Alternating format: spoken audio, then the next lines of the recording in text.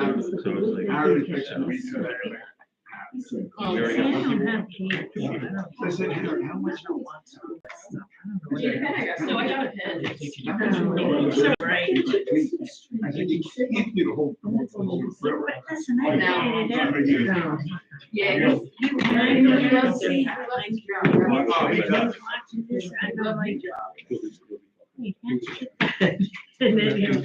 Yeah. He even let me remove that you talked to. Yeah. Because he said I couldn't tell that much. Instead of whatever. Yeah. Well, Comcast has that too. Because my phone doesn't have it. Oh, Two TVs. yeah. Have our meeting, stand for the pledge of allegiance. I pledge allegiance to the flag of the United States of America, and to the republic for which it stands, one nation, under God, indivisible, with liberty and justice for all. Yes. Councilmember Darrow? Yeah. Councilmember Houchin? Here. Councilmember McAdams? Here. Councilmember McConnell? Here. Councilmember Ostrom? Here. Mayor Granstrom? Here. This meeting was advertised in accordance with Open Public Meetings Act, applies to all laws therein. All right, we have on the agenda is the public notice. We did that, so we have open to the public. We need a motion to open to the public. Second. All in favor? We are now open to the public for any comments you would have to have in the public. Is this where I bring up the bill? It's going to be discussed, so you might as well, if you can bring it up now, we discussed it on the ordinance section, but feel free, Deb. Say your name and, All right, Deborah Ignashevsky, 308 Haycon Road. Back in the middle of the fall, I had introduced the request on having a Brooklawn ordinance with regards to how close in proximity that you're allowed to park to someone's driveway. It originally was part of the state ordinances, and then about 2 years ago, they modified it and had only included that homeowners that own the driveways can block your own driveway, but they dropped about the ordinance of how close you can talk, outsiders, other people can park towards your driveway for clearance of getting in and out. So I had done research, and Woodbury Heights, there was a couple more I provided with Ryan, where the towns have readopted themselves the ordinances with regards on how close people can park to their driveway.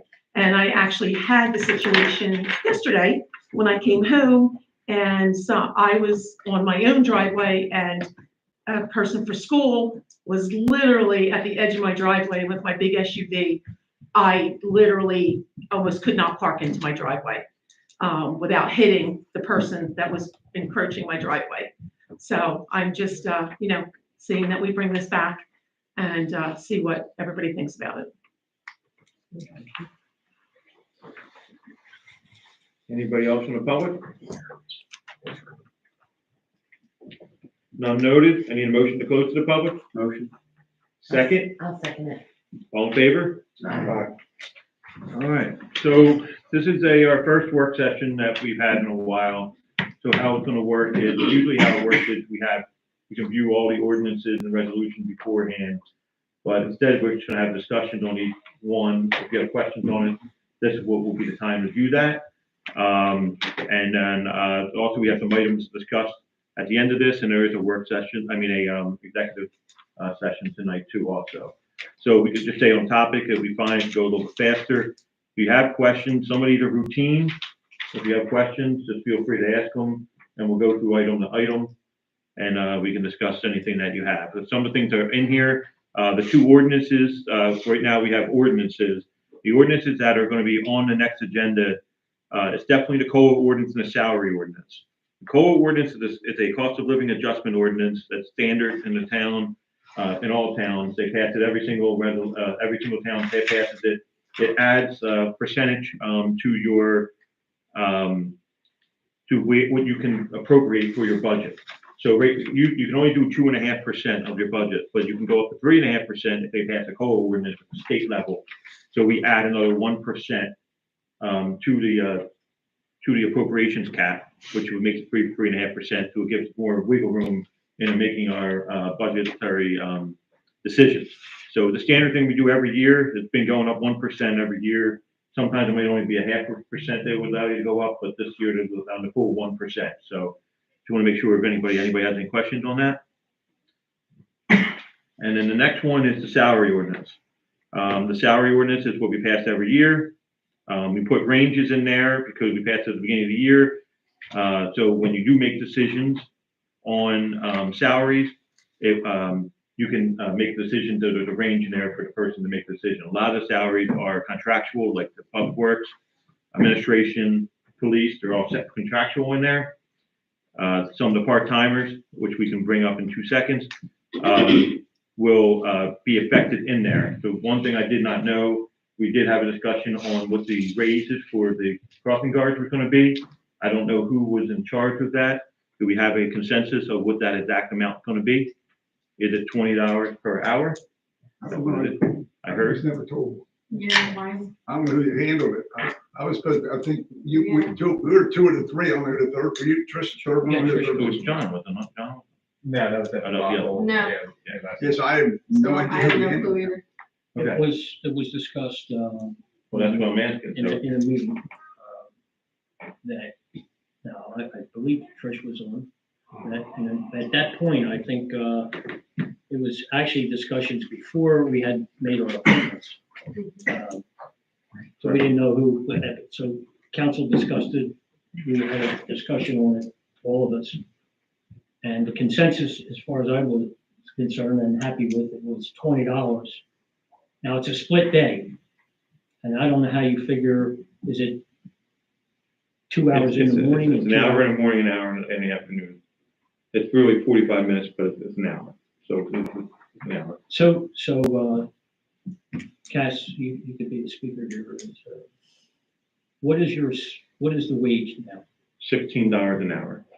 Okay, so we're talking about $4 raise. 25%. How many hours are you actually paying them versus how many hours they're working? Well, we pay 20 hours, but it's basically 2 hours a day, 2 weeks worth, so that's 20 hours basically. Mhm. So that comes out to 20 hours every single 2 weeks. So we discussed giving a 25% raise. Well, I mean, it's No, stated, no, if you, It comes out to $4. It's 25%. Hold off, $4. Kathy. Bruce. You wanna stand out there in Go the ahead, go cold? ahead. If it's 9 to 10, I'm not getting, I'm not getting a It's spitting not done. match. Remember though, it's only 2 hours a day. that It's they're still being paid for. 25%. Right, I realize that, but it's 2 hours a day. It's not like we're paying $20 an hour for 40 hours a week. It's 2 hours a day. So it's And the other thing I'm gonna say is 20 a most pay, towns, right? 10 a most week? towns' salary for crossing guards are over 20. And I don't know, and then you worked in multiple towns, and I'm pretty sure he'll attest to that. Most sounds like in Westfield, I think they get 24 an hour. I don't care if they. I know it get don't 100 matter, an hour. I'm still anyway, gonna it sounds, get it's that our much. town, but I don't care if they get $100 an hour. Yeah. It's still 25%. Bruce, 25%, it sounds good. It sounds pretty good. You know, you say 25% on this, 25% on that. This isn't a regular job. This is, I understand. let me finish. So this is a job that I think they're all 80 years old, just about, one or two of them. Oh, God. And she reached it. Looks good. Perfect. And, so to say 25%, yeah, that sounds quite a lot, yes, but $4 an hour to stand in the rain. When other towns are making 26, I think They also direct traffic. I mean, it's not just them crossing kids. That should be, A little bit and more that's a great line to have. The only people who should be crossing traffic should be the police. And there used to be a girl over here just kept waving me, coming, like, didn't want you to even stop the stop sign. And like, you know, so you understand what I'm saying? I mean, you know, if that's what they, I don't have a problem. Give them what they want. I really don't care. But we sat in here and almost didn't hire Harry because we we're gonna pay him $16 an hour. And this guy's out there all for 4 hours a day. I mean, and Harry should get, like, at least have to make the same amount of money these people are making then, you know? Say, what's prior, you know, I'm probably one of the longest residents in the community. And what's always bothered me, there's never been an equal balance with anything. And And Tricia, I understand, it's only $2, but we have other people like Harry out there who I see killing himself out there every day. And when I tell him, Harry, you shouldn't be out here in this weather, being 100 years old. Well, maybe that's what we should, No, but I'm saying, so, We if they're think getting Harry's 20, a guy like Harry should get 20 now. He's only part-time. He wouldn't take 20, I'll tell you right now. It was a hard time paying him. Oh, no, I understand, but I'm just looking to see what I feel, again, it's my opinion, what I feel is what it should be equal, so but, let me just say this, if we decide not to give them this increase and we lose these people because like the mayor said, yeah, our people are getting up there in age and we have to bring young people and no one's gonna wanna do it for $15 an hour. They're not gonna wanna stand out there in the elements. They're not gonna wanna do it. I can't believe these people are still out there. yeah. So what's gonna happen if we have to bring in an outside company? Because you're always gonna need crossing guards. No, well, How much You're is gonna that have gonna police cost? to- well, Trish, also, one other thing, again, because Let's, I yeah. thought Christie, I said, I thought we had a committee, but apparently we didn't, that what my suggestion when we first spoke about it, that we had a salary guide. So next year, so when they come back next year, so we need another, so what is the guide? Is this just for the next 10 years, for 1 year? I don't know, but that was one of the questions I said, why let's set up a salary guide. But apparently it was discussed, I get to have these, It was discussed, you were in the meeting and you did bring up, I brought up the salary guide, The guide. but that was when when someone said, well, it could have been you, that we'll leave it up to the committee and then. And that's what happened because there was a committee formed and then we were all in the midst of all these changes. Yeah, well, that's probably what happened. So, okay, fine, I'm satisfied. so I just want to say, if we don't have crossing guards or police is gonna end up doing that. And then, They don't have any police. well, we gotta have safety for the kids, right? I mean, Yes. so if they don't do it, the police are gonna have to do it. That's what I said. I don't know if that's even legal or, I have the right to say that, but I would, if I had children, I'd raise 6 children in this town and they all came to the school. Mr. Mayor, may I? Yes, sir. So I can't agree more with you. I understand 25% rule crossing guards. This small town has 6 crossing guards over the years that mayor and council deemed that are necessary. I don't disagree with those positions. Well said, Trish. Brooklawn's underpaid, whether 25 or 50%, they were underpaid. So you have to bring them up to par. And then if we do lose these crossing guards, I have 2 that might show interest and I can't get one for training. And I agree, sir, you say the police will do it. Well, daytime, we have 6 crossing guards and we're gonna have 3 officers on duty. So the reality of this, sir, the police department cannot cover these posts if we lose all these crossing guards. That's just the reality. There is a company out there you can hire for crossing guards, and it's gonna be more money. They'll do the training, they'll do the physicals, they'll do the scheduling, they'll do it all. But it's still gonna be a lot. It's gonna be a little more money than $20 an hour. So, yeah, when they call out, I can't get somebody, we cover it. We manage. But if I don't have none, we're not managing. That's just the reality. And they only get paid for the day they work too also. If the police Yeah, do cover, it's they do not really- get paid for It's that. really a job that's a thankless job, really. I mean, it's not even worth doing. I wouldn't do it. They're dedicated and they're there and they're an asset. And I thought that when we had discussion, a $4 raise, okay, 25%. I didn't look at it that way, but, I don't have a problem with it. I didn't think anybody else would. I mean, I definitely look at it the same way as Bruce, but I think what I qualify it is bringing them up to market, right? With everybody being comparable to others. But originally, when we were talking about this, Ryan, you had mentioned that they were getting paid extra hours outside of what That's they said. correct. What, that's what simply what So I'm just trying to clarify. It's 45 minutes per, Okay. like in the morning. So you're 45 giving them a minutes, flat hour. That's an hour and a half, basically, they would get, but after 2020 hit, we ended up doing, because they stopped doing the half-hour lunches, they would have to come out at lunchtime and they were crossing, and not let them go home now. Used to be able to go home at lunchtime, right? So they got rid of those, so we kept it to where we could keep these off, keep them, we made it 2 hours for the day, like the 45 minutes, even though it's like an hour and a half work, Mhm. but it was 2 hours, we made it for them. And it's been like that for 3 or 4 years now. I believe it's 4 years now since the pandemic. And we're gonna keep it that way as well, along with the 20. Correct. That's what they were gonna do. So they would get 40, I like to look at it as $40 a day. Like, that's how I look at it per person. They were getting 32 a day, so you look at an 8-hour increase per day, like per person. That's how I look at it. I mean, if you wanted to do, like, I mean, we don't have to get hung up on it now. If you don't make the decision today, it's not a big deal. I can make a range and say 18 to 20, or 8 to 22, and then you guys can still meet and make a decision of what you exactly want to do. So we're not getting hung up here. Well, that's why we went the salary guide, because. The salary guide. But if a new person came in, they're gonna get $18. Why should they come in and start with these other people? Yeah, but That's why we I went thought to that do. same thing too, and then after I thought about it, they're still doing the same thing, whether they've been here for 10 years, they're still standing out in the rain. No, I understand You that, know, Trish. because I'm with you on Now, that does make sense, but in any industry you're in, everybody doesn't get paid the exact same amount. You understand what I'm saying? Because I got 46 FedEx drivers. They all get paid different. One's been there for 10 years, one's been there for 3 years, but no, I don't but see you the know, comparison. yeah, but we're talking about I a lot understand more what you're money, you know, but still, I've always been a firm believer, you gotta build your way up. Even when we bring guys in, they start it so much in training, and then when they hit this point, then fine, you can make the same as these other guys. But this is a position that's literally 2 hours a day. It's not a career No, it's option. not an industry. It's not an No, I industry said- that like I they, said, it's that not a goes- competitive market Yeah. where they need to have a salary range.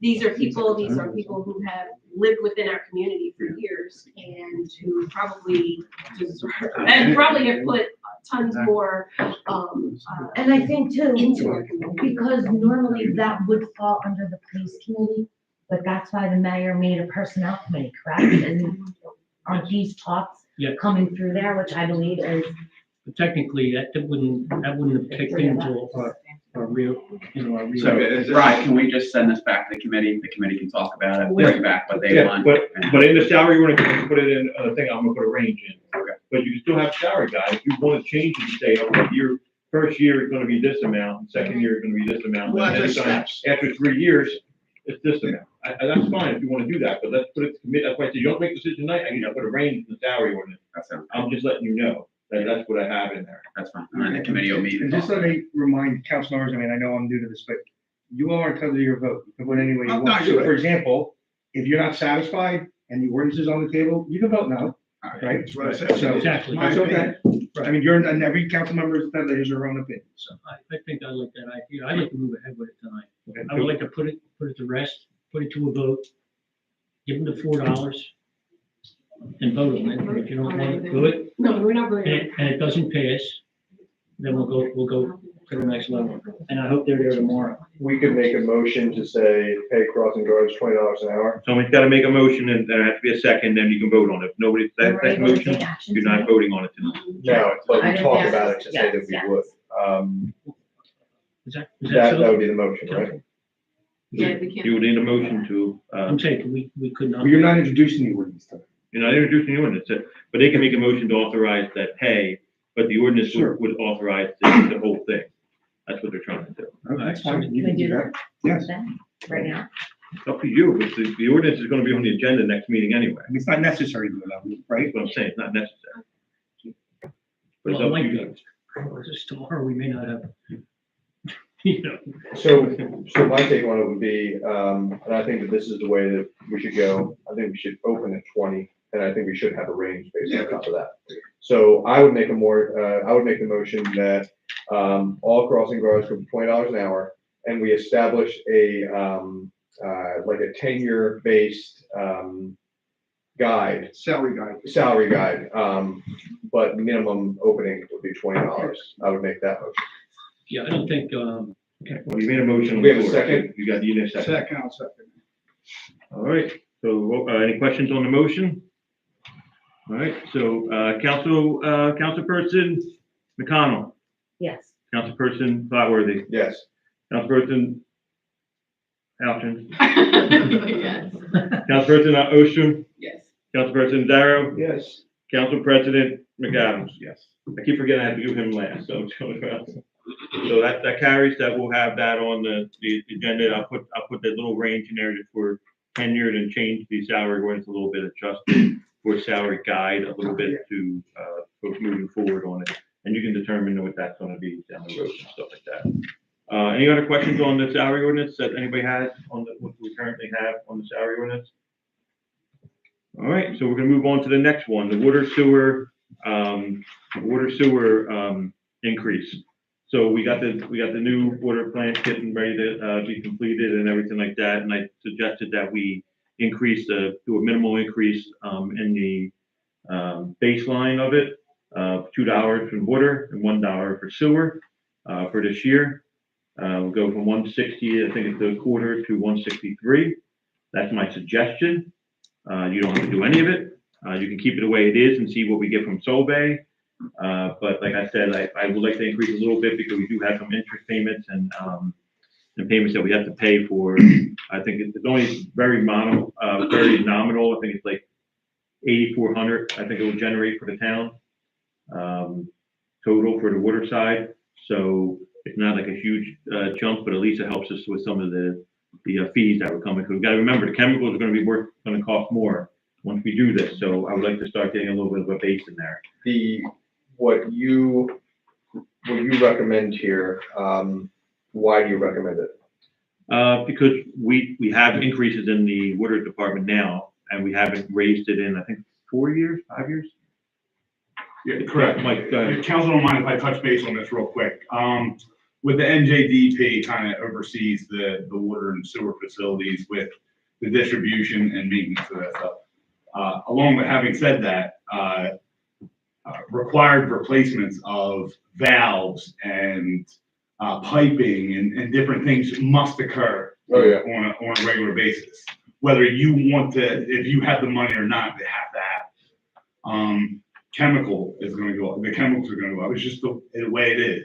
By not raising the bill, you're going to be lower than commensurate with other outside water industries, private water industries. And moving forward, not to add on to Mike's thing, is we have water asset management plan that has to be followed. That we have a certain amount of things that we have to do year in, year out. If we don't come up, we're kind of ahead of the game in it because we upgraded. You're preaching to the choir. So I am, I'm in agreement with a raise. How about, where did you get the number? Do we feel like that's going to be comfortable? I think it's extremely reasonable. Will it benefit the town in that regard with this rate? Do we do any math to get to this number? number? 2% anyway. Okay. Yeah. So it can't really go. We can't raise more than just like go 2%. $10. And so you're thinking without 1%. notifying. Got it. So I suggested 2. I mean, we did an ordinance back in 2013 where we went up $1 a year. That ran out in 2017 or 18 or something like that. That you can set up a schedule that way, like we talked about a schedule. You can set up a schedule that we have increases in there, but I'd like to do this nominal increase now because we don't know what we're going to get from Solvay. Right. Because you don't want to go up too much, and then we get money from Solvay, and we can have money to protect it. To touch base on the whole Solvay thing, I don't think it would be a good idea to rely on Solvay. No. Solvay's only going to carry us so far to where we have to start carrying ourselves. Now, if we were to take this money, this incremental raise that we get, and put it in a fund to where we can start replacing or doing things to infrastructure. Along had said that with infrastructure, Ryan and I go through this budget every year.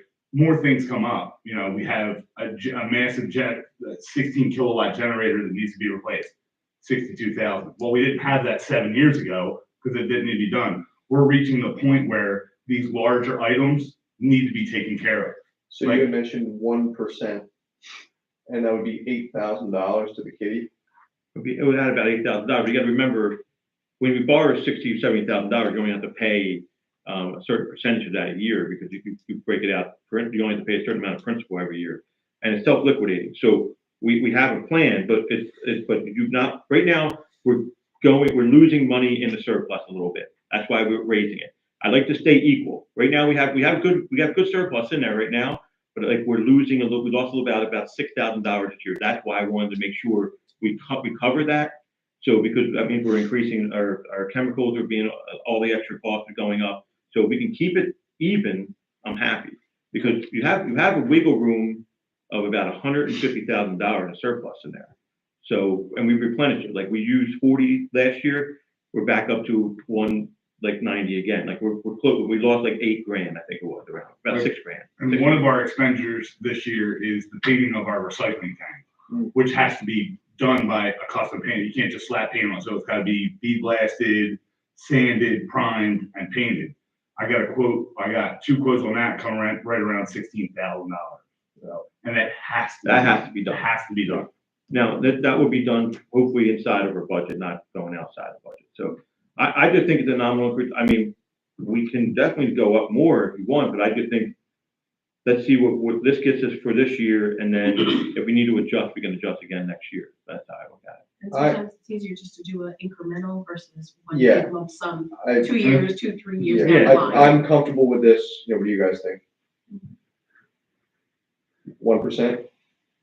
Wait, what? Whatever you- I like, was it a 1%? It's just $2. Is that what you said? $2. Is it $2 or $3? $2. I thought you said $3, two on the two for water, water, one on the $2 in sewer. the water, the other one is sewer. Sewer is current.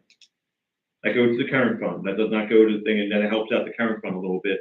Now, just to do it in your head, it's just $800 there's 800 units, $800 a quarter, so you get another 2,000 something dollars there, like $2,800. How much would it impact the, like, each person with a water bill roughly? They're gonna go up for the year, they would go up $12 Okay. for the water sewer, like bills. Their yearly bill will go up $12. Are we gonna send something to the residents? You do not have to, but you I don't can. care about doing it on that, it's the You right can. thing to do. You Are we can, gonna send a letter to them so they're aware? you can, that's I absolutely. mean, $3 isn't gonna break me, but it might break my neighbor. So I Yeah. think that, So we gotta send out the next letter for the USDA, so we'll just add it to that and just say that it's gonna go, the increase in the next quarter will be, February 25th. yeah, so. And just to real quick, a couple things that I've been hearing just through the grapevine in my industry, water billing, instead of doing every quarter, every month. So that kind of seems to, I think it would be way too much work. Are you adding more work? No. Yeah. It's like bi-weekly pay for small companies versus weekly. Yeah, I mean, you could do it monthly, but it would be It would be an administrative nightmare. Yeah. Another way to notify the residents of the world we live in today electronically, if the council is so inclined, you put it on the website. I've seen many towns. There are yeah, changes like that, put on the website, lots of people go there instead of some people just see mail, they throw it away. Just yeah. a thought. I think the average. We have to administrative mail out to all the is like residents in 65. February for a USDA yeah, violation, I mean, for a Yeah, FNA violation. we should definitely do both. Okay, so you want a mailing of the increase and you're okay with the $3? So the ordinance, I'll have an ordinance on the agenda. There'll be 2 ordinances. It'll be one for water and one for sewer for the change of $1 in sewer and the $2 for the water. I agree on both, and I would plan to vote yes for both, unless you guys feel different. Anybody have any other questions on that? I know we've been this, but are you aware of the situation? I know it sounds really petty discussing this here, with our, but after the year and a half that the council people have had with the water, this could be a crisis in the community with some people. That's what, you're aware that what happened before in the town with the water, right? Or no? No, he's not. Oh, well. He's not. If you knew what He's happened. just brand new on this. No, I'm just We're expecting. scaring them. We don't want to No, I scare just them. want, so he understands it. This sounds petty, No, it happens in every town. This yeah, is but not- $1 or $2 is really petty, Are you the guy or are you a sub? That's up to you guys. He's trying to be the guy. He just, I'm See how he I'm does. sorry that I See how he does. Not one yet, but I know you're about to. Don't make them nervous. The last guy had cufflinks that said not guilty and not guilty, which I like, but it also rubbed me the wrong way. So Mine don't say that. Mine are from my college. Yeah. No, I just want to get. Oh, the guy who's not guilty, I gotta say, is a friend of mine. I like him. He's the man. I don't care, but I think you'd be sitting there like, what can I get myself into? No. Yeah, okay, I've been just so doing you're this aware, in local government for a long time. No, it has a history, that's why. I understand. all right, so we're okay with moving along in the order. Like I said, we don't have to do motions on that thing, because that's all gonna be on the agenda. We're prepared to make When are motions you next time. proposing to put that increase in effect? The notice is what? So the February notice will go out in 23rd? February, Uh-huh. before we do a second reading on a February meeting, that will already be in the people. So if they have a question, they can come to the council and argue that if they So want to. April then? It will go in effect to the first payment for your May April, the April bill that's due May 1st. That will be the first increase in the payment. But they'll be notified a month and a half, like they have ahead of time. Yeah. Okay. And we okay with that? The next resolution, the next ordinance was gonna be vehicles and traffic handicap parking. There is, we had some handicap parking that's gonna come off the books and some added. So, the chief went around and checked all the spaces, and we're going to add, one space, and we're deleting like 3. So the ordinance is current. So we have everything on there. One of the spaces that are added, the one person's here that lives next door to the person, is here. They are, it was approved by the chief of police, to put the space there that is a valid, use for the space. We'll just, so we are gonna add the one space from that. I have a letter from the chief saying that it's good to go. So we're gonna add that one space, but we're deleting 3, like I said, that could, the ordinance hasn't been really touched to deleting for people who passed away or moved out, and we just haven't been able to fix those problems, so we're trying to clean it up a little bit, so. So these are ones that were like a resident requested, and now they no longer need, so we get rid of it? Yes, because the curb's already been painted over. Okay. We just didn't pass the ordinance to say, well, we don't need a parking space there. Like, so that's why they went around to all those spaces to see which ones were, that the public works already painted over. Cool. To make sure, so. Cause like same thing, we have it still on the street across the street, and they don't have it anymore. When the Wakemans were there, that's what was an issue. That we had, there's different things that we can delete off. And then you guys kind of paint the curb, cut the sign down? Is that how it works? Yeah, we take the sign down and we paint the curb. Cool. And paint the curb, whatever, gray or whatever, and then if we're putting it up, you know, just paint blue and put the sign up. Yeah, cool, okay. So that will be on the next agenda. We have a question. You have to, Yeah, it's not open to the Allow it. public. you don't open the public, but he can, you're the chair. She's got her hand up, so I'm just curious what street the one, that's being added is on. It's on Haycon. Okay. I said, Okay, well, you didn't say that's where. why I said you're in the room, so I Oh, was being honest with okay. you. All right, I just have one general question, okay? How can a residence that does not have a car registered to that residence request a handicap parking? I can't answer that. I can't question. either. Chief, can you? We know they live there, and I think Pennsylvania registration, And there's not even handicap plates or tags with those cars. yeah, well. They do not have a vehicle registered to the home. I don't know about the handicap, I don't know about the handicap tags or placard, but, when he filed for the handicap parking space, he does have handicap credentials. All right, clearly, you know your neighbor and you see the respiratory issues. So, look, I looked at it like I do. We don't get this much in this town. I looked at it, I surveyed it, I provided, mayor and council with a letter. I actually preferred the mayor and council to, you know, if you want to make that decision. I see no issues with it. Most of the houses on that street have parking, off-street parking, whether it's utilized or not. People have, all but one house has off-street parking. I saw no issues with it. I provided the letter. That's it. I don't know, it's a legal question, I guess, Yeah, sir, I don't have that. I mean, I don't have a question. problem with it because I'm the only one on the whole street that does have handicapped placard and tags. Right. So I could go park there if I wanted to. That's- I won't, that's- I won't, but no, I know, I'm just wondering, the home has no registered vehicles to it. They are gonna be coming up in the summer, living here a year. They still have Pennsylvania tags. There is no vehicle that's registered to that home. That's my only question. Just a legal note, that's all.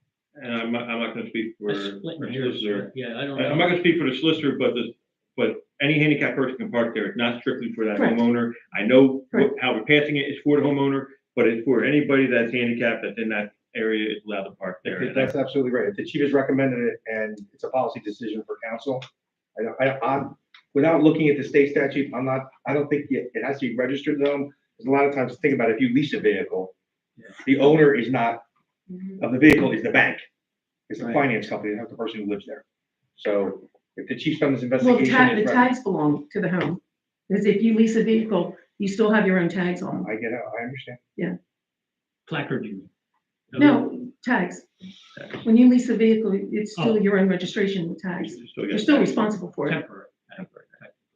Temporary. All right, so, any other questions? Okay. Up here. I don't, you guys? Yeah, okay. Okay, so just letting you know that's the other ordinances on there. There won't be an ordinance on bond ordinance, but I'm gonna leave this on here for the next couple work sessions, so we're gonna have to do a couple of, adjustments on things. One is, Third Street, the Key Engineering finished all the drawings and everything for Third Street, the previous engineer. And, we're gonna start needing to, start doing that work and going out to bid in like March. So we gotta get more money in that line. So we're gonna, I'll let you know the numbers as, we come to that. Just wanna put that in there so to let you guys know that we might have a bond ordinance, that's capital money that we need to borrow some money coming up. And the last thing on here is parking near an apron and driveway, which was, Mrs. Zuchesky, talked about earlier. And, I don't know how everybody feels about it. This is in a public session. This is now your discussion on what you guys want to do. There is no ordinance. I do have an ordinance that other towns have passed that say you can't park within a couple of feet of the apron to give a sight triangle. We don't have any of those things here, because we're such a small town. If you do that, a lot of places where you can't park, because of the driveways, because it's very tight everywhere. And it should be a respect thing. People shouldn't be parking within rate your bumper rate on it, like I believe in your house. So it's up to you. I don't know if the chief wants to talk about it a little bit. He knows with the parking situation around the whole town, and you guys can decide what you want to do. I'm not going to put an ordinance unless have somebody draft an ordinance unless we are all in agreement, like you guys are in agreement to do so on this. So In my opinion here, and let me just kind of ask this, pretty much 90% of the town would fall into this, and it would be a nightmare to police. I'm kind of against it because of how many spaces there are, and I think the burden plus number of calls we would put on the police for probably things that could be, I live by this thing in life, and it's 98.2% of things in life can be solved with a few uncomfortable conversations. So I would more lean towards that. Obviously not cancer, that's the other 2% there. But it's like it can solve a lot. That's what I would lean into. But I'm very open to if council wants to do this. I'm good to talk. the chief wants to speak about that. Well, I understand where Debbie's coming from. I do. But well said. My personal opinion is case by case basis. If she's being hampered or blocked in, you call the police, we'll deal with it. If you go through this town, you can see that I don't think it's feasible. My personal professional opinion is to put into 3 feet, 4 feet, 5 feet. You're gonna be taking a lot of parking spaces out of this town that doesn't have enough already. I understand her homework that she did and everything like that, but difficult. I'm also just looking at it as a public works perspective. I mean, we would have to do it would be the public works job to maintain those easements or whatever you want to call them. We'd have to paint every single one of them, make sure they're weed whacked, taken care of. Not to mention being a resident in town, right now I can get 2 cars in front of my house. If that was to happen, we could get one small car, like a Honda in front of my house. I don't even think the car would fit. So, And I get it, because I'm in the predicament all the time. My neighbors do it to me all of the time. I have a pretty big vehicle. I have to swing wide.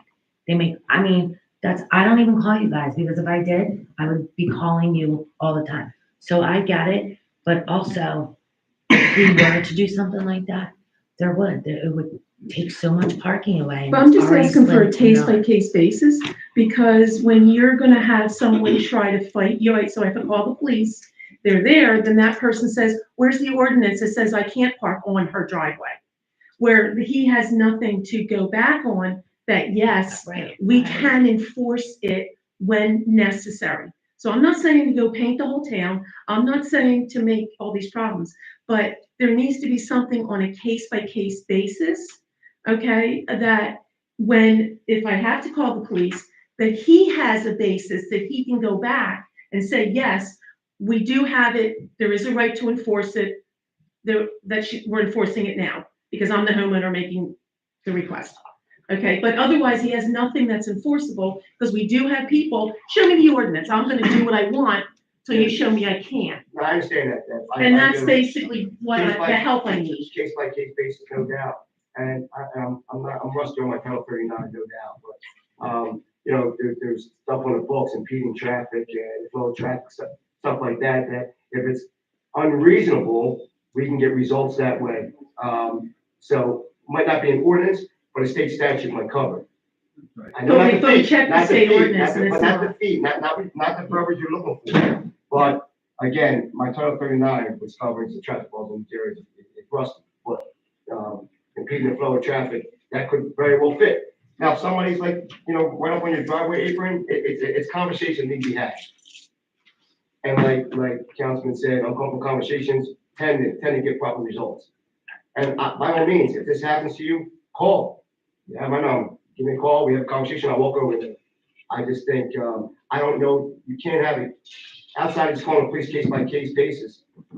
There can't be enough on the book saying, I guess for, you know, Haycon Road, this address. Well, I mean, anybody, like, you know, Trish has, you know, an accentuating, which she can't even get into hers. But And you there give us a has call. to be, And you give us a call. right. And we have a conversation with the person. Well, And if it's impeding that much, then, we had a conversation and you told me that you can't enforce anything what without I told you. on the ordinance. What I told you was, because there's a lot of background information that goes with this conversation here. And what I said, man, was calling the police for some issues that are contained in that block. We're not just gonna be the arm of constantly issuing summonses to residents when people call. Conversations, maybe kick it back to the resident. But just because you don't issue summonses doesn't mean we can't have conversations with individuals. That's what I meant by that. I just think we have, obviously, the expert in the room say it's unfeasible. I mean, who are we to undermine somebody who deals with this every single day? He's telling us what our town is. He's telling us it's unfeasible. In my mind, that's the end of the conversation. I mean, I don't outrank him in any kind of way when it comes to anything traffic study. And he's here sitting before us saying it's unfeasible. What do we do from there? I mean, We are talking about a situation that it's a feud, basically. We have a feud going on. Well, no, it's even with the school, because when the people come to park for the school, that's the person who was blocking my driveway yesterday when I tried to pull in with my SUV. And I, you know, and I encroach my own because I'm allowed to. So I have it closed so I can leave room for other people. So there's more room out in front for Joe's big truck. But when I went to try to go in, that person that was sitting on the other side of my driveway, I could have hit them with the front of my SUV trying to go into my driveway. And so it's not the neighbor, it's the school, it's whoever decides, it's teachers now that are parking out there. They are on the driveways because I'm going to go. I'm going to be here 20 minutes. Well, I came home from my therapy during that 20 minutes. And it's, you know, it's a nightmare for 20, 30 minutes, but it's not the only time, you know, that we get them on the edges of the driveway.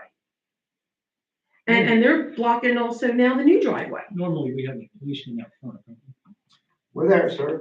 I mean, we're there, and I understand. And they I'm tell not them all saying, the time. I know they tell them, move the car, you know. I'm not saying it's not an issue. All I'm saying is, Yeah, no, I call the understand. police and we'll address that issue. All right, I think You have it on every corner out here. You guys drop your kids off, so you see it.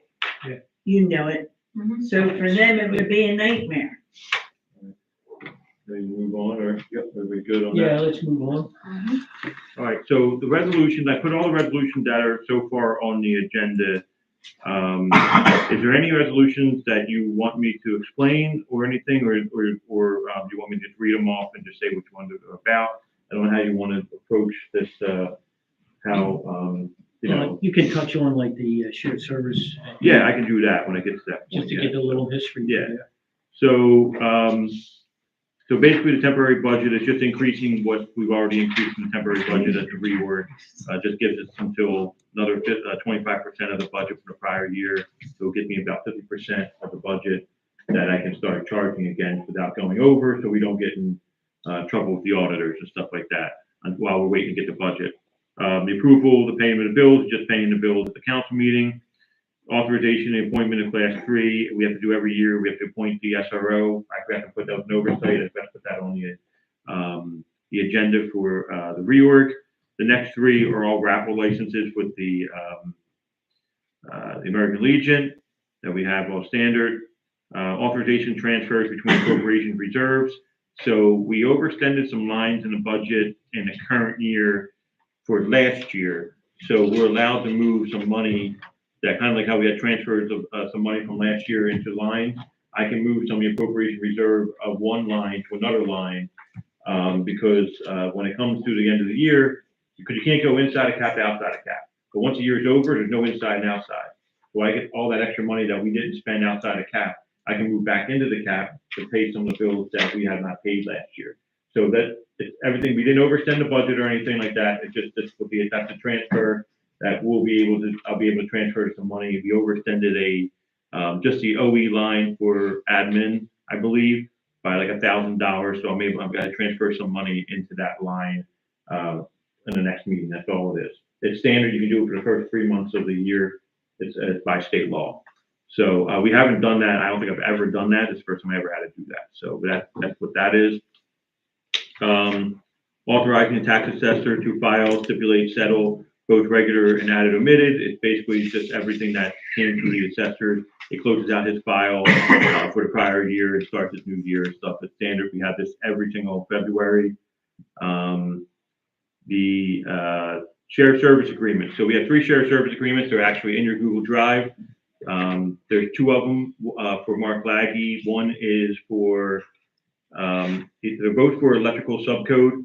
One is for Gloucester City, where we share his services with Gloucester City. And the other one is for Westville. We share a service for Westville.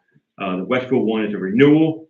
The Gloucester one is a new one. You get paid a little bit. We get a little bit of money on the back end. On top of his salary, we get a little bit of money. I think we're making $2,000 on the back end, plus whatever the employer tax is for that amount too. So it's about $2,000 that we'll clear on that one. The other shared service agreement is with Audubon Park for municipal clerk services and tax collector. I'm currently the tax collector of Audubon Park. We're bringing the money in to do a shared service. It kind of helps them out because they have cap issues. So I get paid out of that line for them. We're going to be generating about $4,000 on the profit side of that appropriation. It's like, I think it's 24,000. 20,000 will be the salary on my end, but the rest of it will be towards the borough, plus employer taxes and all that stuff will be added on the back end of that too. So those are 3 shared services resolution that's going to be passed on those on the agenda. If you have any questions on that. Just the shared services, those numbers that we receive back, 2,000, whatever it might be, are those negotiable things that? You can negotiate anything you want. It just depends on because I don't go, I'm not going to Audubon Park on any of the days I'm working here. You know what I mean? It's all going to be on outside of hours. I'm here.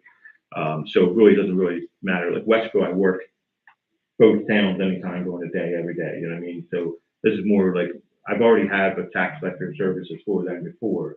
I get paid outside of Brooklawn for that.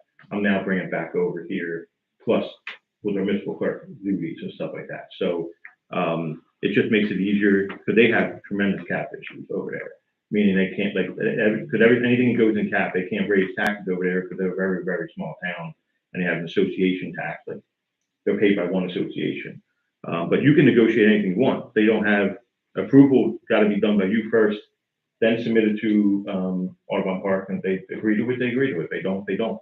You want more, I can go for more. Who negotiates the current?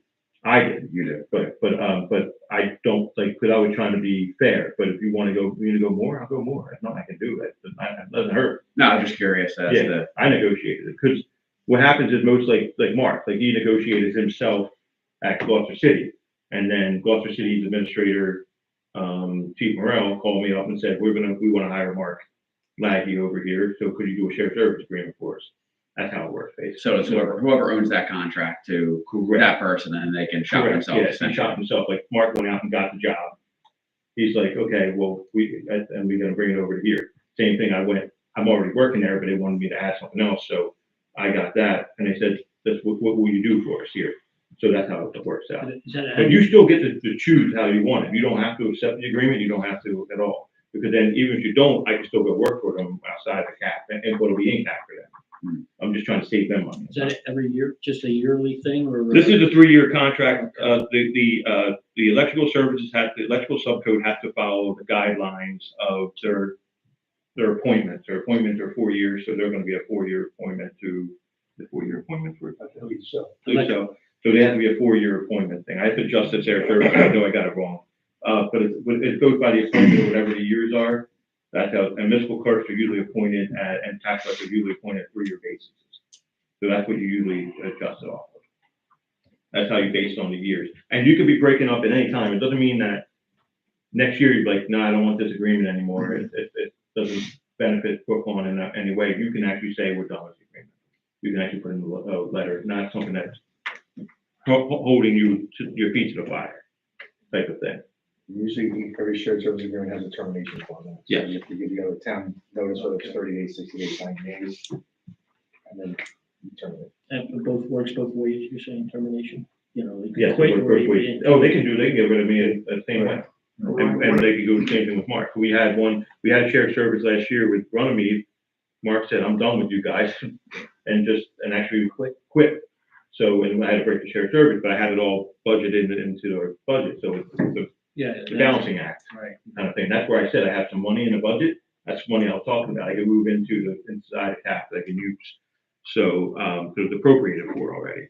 What about, they had apparently we must have some shared agreement with Gloucester with fire, because I found out on 4th of July, where people from Gloucester came down and checking everybody for whether it was fire extinguishers or whatever.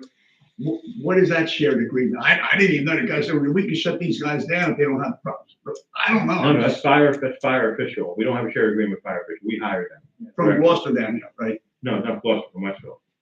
I thought it was what's his It's name? Eric Farley, Tim O'Donnell, and Jeff Sanderson. Yeah, but it's Henderson's. Sanderson's from Gloucester, but he works for Okay, Westville. that's why I thought. But he actually works here. They're contracted through our Okay. shared, So that's not different.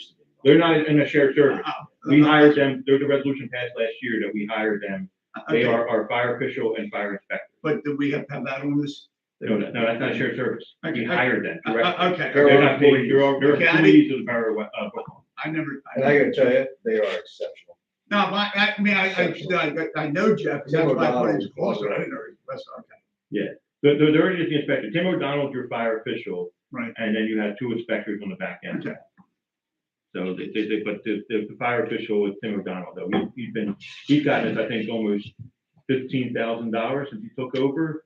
And we got, I think, $240 last year, the year before. So I think they did a good We job of getting all passed. cash money. We passed for the last 8 years, he flagged me for 10 things. Yeah, I might, so when he was talking about shared agreement, I thought it would all come in, okay. Yeah, so it's not a shared service, so. And then the bond release for Wawa, the project's been done for at least 4 years now. I don't think we need to hold Wawa's feet to the fire on anything right now at this point. So we just gotta, have a resolution authorized to release their bond, their performance bond. So, that's the last resolution on there. Anybody have any questions on any of those? Anything else? All right, items of discussion. We have water plant updates. I don't know if John wants to give the update on the water plant. Sure. How into this do you want to get, Mayor? Just go with whatever Greg sent that together, that idea what Greg had today. Yeah. So we met, I'll round down here, but, we met with Greg. It was, we had a team from Brooklawn. Mike was there. And, so we're making some decisions here, which are good proactive decisions. So, just to kind of catch everybody up, the pre-work, is done, it's well done. The filtration system is installed, it looks great. We were able to shave a month off the time of getting this in, which is, awesome news. But we also want to make sure that we are, doing everything as thorough as humanly possible for the residents as well as the health of the system. So we could run the system as is and then kind of beat our timeline. However, and I'd like to thank, Mike, team for this one. So, I don't think there was an oversight. I think that it was, just being a little bit more prepared than some of the other towns. Making calls around to be prepared before the system, went online and we ordered the carbon, because once that's in, you can't store it. It needs to go right in, to the machine. Some towns nearby are having some issues with frost and then it freezing. Now the product is sold that it can stay outside and you'll not need it. That being said, one of the things I say all the time is kind of like always assume negligence, especially when you're spending 1.6 million. That's always good. So I really credit you for making that call. Some towns are having that issue. And while Calgon swears by it and probably warranties it, I would advise that we insulate that. And so we met as a team and we had the idea of, we're going to look at the timetable of how long it would take to do the carbon, as well as how long it would take to build a bit of a pole barn around this, prevent any further issues. Also, prevent any frost, really anything like that, any breaking of lines, as well as the safety concerns of the valves. They would be fenced in, but it could still be open to some, yeah, it's not the best to have a bunch of valves, kind of outside anyway. Although the package is sold as this could be okay, but what's the worst that can happen? It could be pretty significant. So we're now weighing the options, and we've made a call out to a contractor that can help do this, where we would basically build and insulate a pole barn with the full exception of, we know that we need to back a truck up here to load carbon in. We know that we might need to have roof access. We know we might need to have gates here. So basically, what would we need to do in this system during its lifetime? We need access panels and doors, and then kind of ways around it. Can we fit it on the existing pad that we have, or should we, dig footers, cement and build it? How can we build it reasonably priced, attractive, that will protect the system, as well as ensure us from any further calamity, as well as when guys have to work on it and not have to work outside? That's also nice. I guess I just realized saying out loud, but I think it's a good move. And since we were already a little ahead on the timeline, this seems like a wise way to go. So where it's at right now is we are timing out the idea of carbon. I think takes 30 days. If we place the order, if we place the order for carbon and they give us we will ship it and it will be there February 15th, and we're able to build a small pole barn around it, and that could be done in plenty of time to still load the carbon in, sanitize the system, kind of get everything up and running without losing any time, we're most likely going to go that path. So we're just weighing those options out, being more safe than sorry, and I think building a little bit more protection in something that we are investing so much in to make it better. That's the update, and I'm open for questions. And it may delay a little bit, but not significantly. It will be a small delay. Yeah. Anybody have any questions on that? So if we're gonna be going into, let's say, it sounds like we're gonna be in the March, we don't want to put dates on it, whatever it is, but it sounds like we're in the March. So if we're in the March, weather's potentially breaking at that point. Yes. So what's the rush of the pole barn? If There is no rush on pole barn. All right, so we're gonna be in the March regardless, it seems like, or wherever. Yeah, because once you get the carbon and put your 30 days out, they have to disinfect and do a bunch of things. You're already at the end of, you're almost of March anyway. So is the pole barn construction, is that pushing us any further?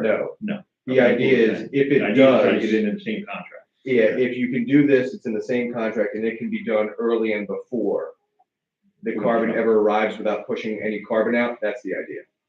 So if carbon gives us 50 days, then we say, do it right now, do it immediately, and we get this going. So ideally it's safety and keep the timeline as close as humanly possible. So we're not waiting for carbon, then building the structure. Exactly right. We're not waiting for anything.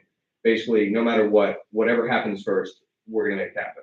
Because ideally, I don't think, kind of thanks to so many vehicles on the road, I think it'll be probably 90 degrees in March. I don't think we'll have to worry about it. Yeah.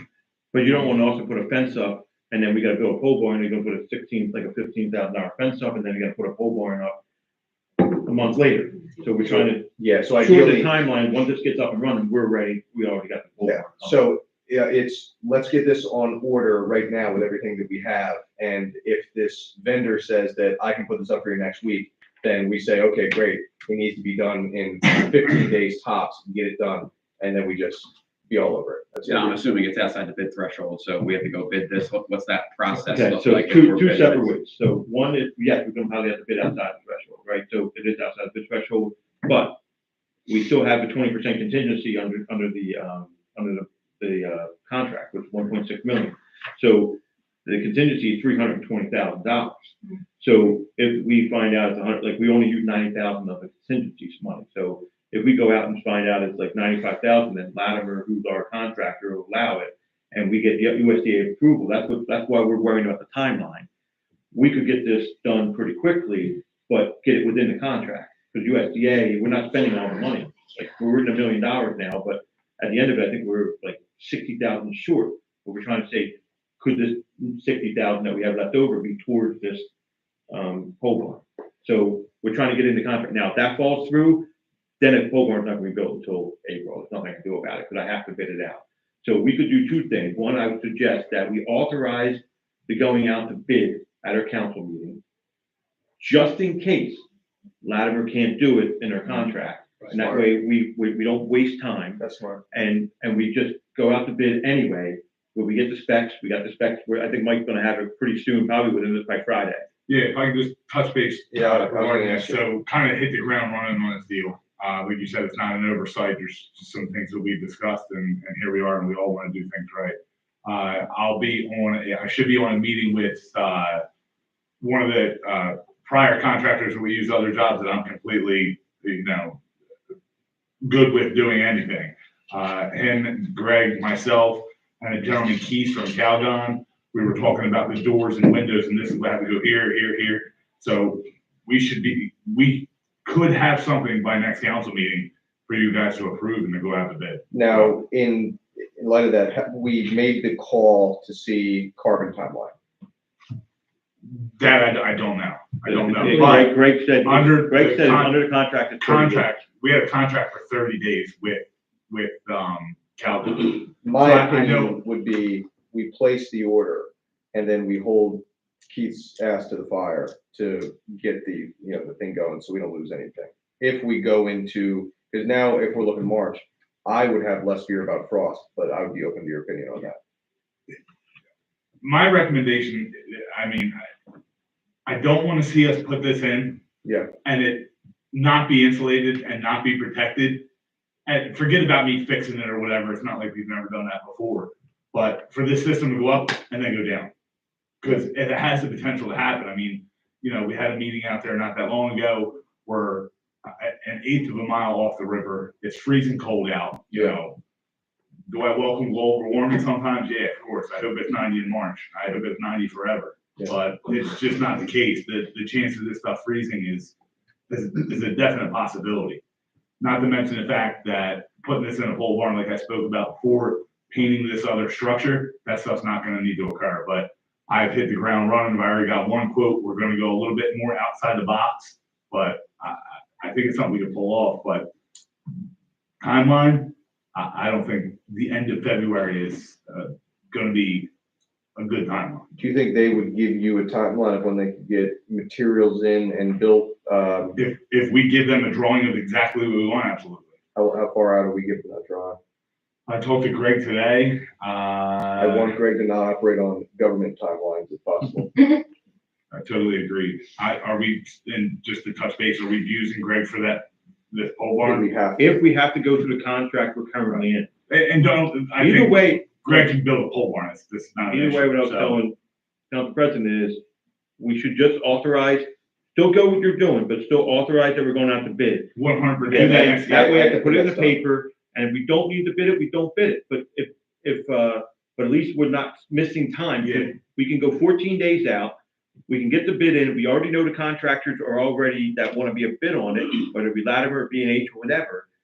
They'll bid on it, and then we can authorize it quickly, and that way, because They built the one over there across the street in like, 5 in days. 5 days. Yeah, I don't think we have So there's a any little, discussion there's a on that. little bit different going on with Yeah. the valves and Yeah. piping and things like that, so it's a little bit more nuanced. I think we're in lockstep on that. I think we're absolutely doing that just to play it safe. Yeah. When could we have the drawing from Greg to this company to kind of have it out? I'll call him tomorrow and I think email him. Greg is in the office at 3 AM or something like that. So as you, I call him, he's always speaking very quietly. Who's in there? I don't Why are you know. talking so quiet in the office, Greg? It's fucking 8 AM. Call him in the morning and then let's, shake the trees. I'll get on the phone at 7 AM. Thank you. Yep, and I'll email you, I'll email entire council if that's what pleases you. or Just let keep you us guys- in the loop, that's all. Yeah. And we'll see how it goes. And if we have to pull like an emergency meeting with us, I think we'll make the decision. And I think we'll pull a little team together to do that, to make the decision. But definitely going out to bid. Yeah, 100%. Definitely gonna go out the bid either way. All Because these if you're are, gonna build a bigger pole barn, it's gonna be over the threshold anyway. If Latimer's not gonna do it and we can't keep it in the contract and do a change order, then I have to go out to bid. So I'd rather just protect ourselves and keep the timeline as tight as possible. Is that, or would you, Tom? Yeah, I just had a couple of files from Mike, if you don't mind. Just Mike, so the actual structure itself, does that have to be DEPA, USDA? Do they have to come out and look at our drawings? Do we have to go through them because we're putting this Through thing? the pole barn? Yeah, No, not because it's going around a water plant, has nothing to do with They that. only care about the water plant itself, and the Okay. plant's there. So we can do what we want. Yeah, the without- building doesn't, I mean, you could put a paint in the shape of a pyramid if you wanted to, it doesn't matter. As long as water's running through that system and going out and getting the numbers they want, it don't matter. All right, so there's no delay there. If we put this thing up, DEP doesn't come back and say. Yeah, they don't have to say, oh, it's not corrugated steel, it's not this, Yeah, it's yeah. not that, we're not held by any of their standards when it comes to building, just treatment and filtration. Like, Okay. what size are we talking about? I mean, you keep talking about a pole barn. What size is it about?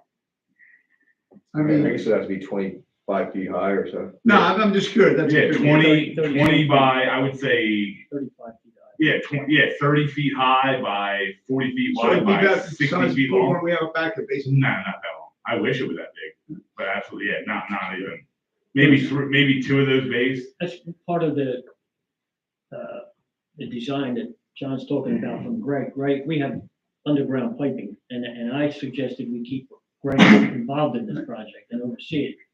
Because every bit of pipe work under there, No, I was just curious. where we were gonna originally, I think, It's basically, you would have enough room to work inside, you would have enough room to access, still park, all that kind of stuff. So it would be a significant structure that would, protect us, another significant I'd say structure. probably 60 by, maybe in the 60 by, I don't know, 80 there? Yeah. It's Kinda what I was it's getting. big, but it's Well, that'd not, be big it's not enough structure gargantuan. out there, except for the height.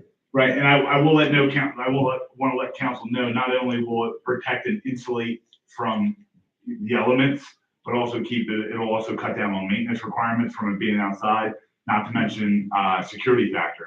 Putting fence up, it'll kind of negate all those, so we can kind of kill multiple birds with one stone.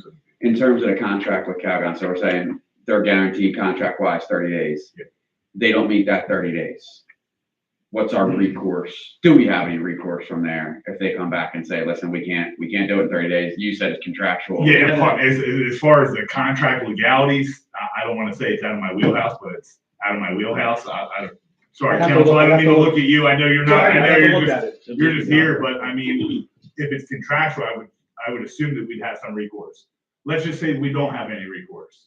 They're talking anywhere between 45 to 60 days. Yeah. So it's not like we're never gonna get it. Like 60 is like the biggest holdout for everybody right now. Yeah. But for individuals that are resourcing, resourcing what they've already had. So it's not for new customers. Greg had that in the contract, by the way. He made sure that 30 days is not even a problem. They guarantee And they, from whenever he calls, which I think he called today. yeah, when we were on site with Calgon last Thursday, the Duke Keith was like 30 days. I'll put it up here in 30 days. There's a He didn't 2 or seem 3 to have any ifs, maybe not. You call me tomorrow, it'll be 30 days. It's like everybody's doing this. Nobody's gonna come in and sweep this out from under us. And we're I gonna did be- not get the inkling or sense of that at all when we They were actually speaking to Calgon. put us up. They gave him you know, we're actually ahead. Yeah. And Greg really did us a solid on that by signing that, contract. Definitely. Other than that, Anything else on that? no. All right, moving along. We have rental of the community center. We talked about this a couple times. They come up with a solution of what we want to charge. I suggest that we put a committee together before to discuss this, so we don't have to put it all out here tonight, but We have a committee. so I would like that, is that anybody, any update on the committee for that? Is anybody's in that committee to discuss that or no? I'm the chair. I Yeah. haven't got anything. There was a rental, this past weekend. But I wasn't aware. I'm not aware. That was something between the mayor and I, so It was what? that was something There was a between the party. mayor and I. Okay. Yeah, I think the first thing though, before we, I mean, there can be discussions about the prices of the rental and everything, but I think it needs to be cleaned out. I think each group that is in there should be notified that we're gonna do a mass cleanup and get Harry in there. I mean, because those cabinets in the kitchen, it's a mess in there. I mean, there's stuff everywhere. So I think that, I think the whole process could be really dialed in like that. Who else is on your committee? Stacy as well. Cool. I think that would be first order of business, Yeah, I think a good whole process. is to get in there. If you guys need a third on that too, I'd be happy to help. Yeah, the person who rented that is actually one of my friends, one of my daughter's best friends. So she called me afterwards and said that she had found large roaches all through the rental, and was cleaning them out herself. They're So, dead, right? Right, so they are live. So, but I mean, a little bit of both. A little bit of both. No. They're the because water, it's the water bugs. It's Yeah, not yeah, actual yeah. cockroaches, Yeah. they're water bugs, but it definitely needs like a good cleaning. Yeah, once you get a good And- cleaning, you can attack that. Yeah. With the, Yeah. So I think rental fees could So also maybe pay you for should like have- Southern Pest Control or something like that too, you know? Contact the groups and say to them, we can pick a date when this is gonna start happening. And they should get all of their belongings. And then maybe at some point, we should have a meeting with all of the groups. And I mean, that closet, it needs a lot of work. Who's they? Like all, they're the The ones? groups that are in there, the. They have a lot of stuff in the the- I mean, in the- there's a in bunch the of closets. different groups, and there's things just everywhere. These So are maybe like they should regular have- renters? Right. Okay. They should have designated spots. You know, you can use this cabinet. It just needs to be more organized. They leave stuff in there when they leave? yes. Yeah. Yeah, a lot of them put her there every week. Which dance- is the not a dance group. problem, it's just there needs to be some kind of order. You can't just have stuff everywhere, there's, you All right, know, so- they're not the only ones using it. The busy So I'll get people. Todd to, contact all the groups that are in there, there's like 4 or 5 of them and make sure we can get them to start fixing up what they gotta do. And you guys will have a committee meeting, discuss what the prices are, or maybe for the next agenda in February, so we can at least have an idea to put an ordinance together to put, the pricing on. That would need to be an ordinance, right, or a resolution? It could be a It resolution. could be a resolution, so we can have a resolution to authorize, like, we don't have a set payment schedule, if you're gonna give a discount to employees, or you're gonna charge different for a resident against a non-resident, kind of think of those lines, and, now, it's more for the rental part of it, like, we have a lot of businesses that, we don't have a contingency, like, the dance club is like $1 per person, basically, and then you have $2 per person for the disco dance thing. I don't know, like, there's different prices for everybody, so, you just might wanna just formalize it like a guide on it, that's all. Just Mike had something, you got something on that? Yeah, just to touch base on like the rental, and forgive me, as in regards to maintaining, I don't want to reflect badly on our public works department. We go over there, we do empty the trash, we do take care of the cans and things like that. I'm sure everybody's seen with the clubs that do rent this facility, there are things everywhere. They have commandeered every bit of open space or possible storage that they can. So we're dancing around stuff. There's nothing you can't even. Well, we're gonna have them all removed. Mhm. They're all gonna take everything home. They Just for can't the bring folks that anything back. haven't, With storage. the folks that haven't been over there, one of the things more that we locks found on was that we can't closet. get into our account closet. So that was a failure. Ryan, you were talking too about, changing cleaners? Yeah, we already did. We already changed cleaners back to the old cleaners, and they'll clean a lot better there, trust me. Okay.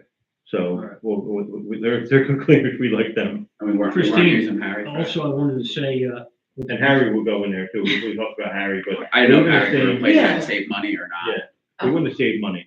I figured, I priced it all out, how much time we would do. They were charging us 95 hours a month to go in there 4 times a week. I mean, four times a month. So 95 what's it bucks? like, no, it was not 95.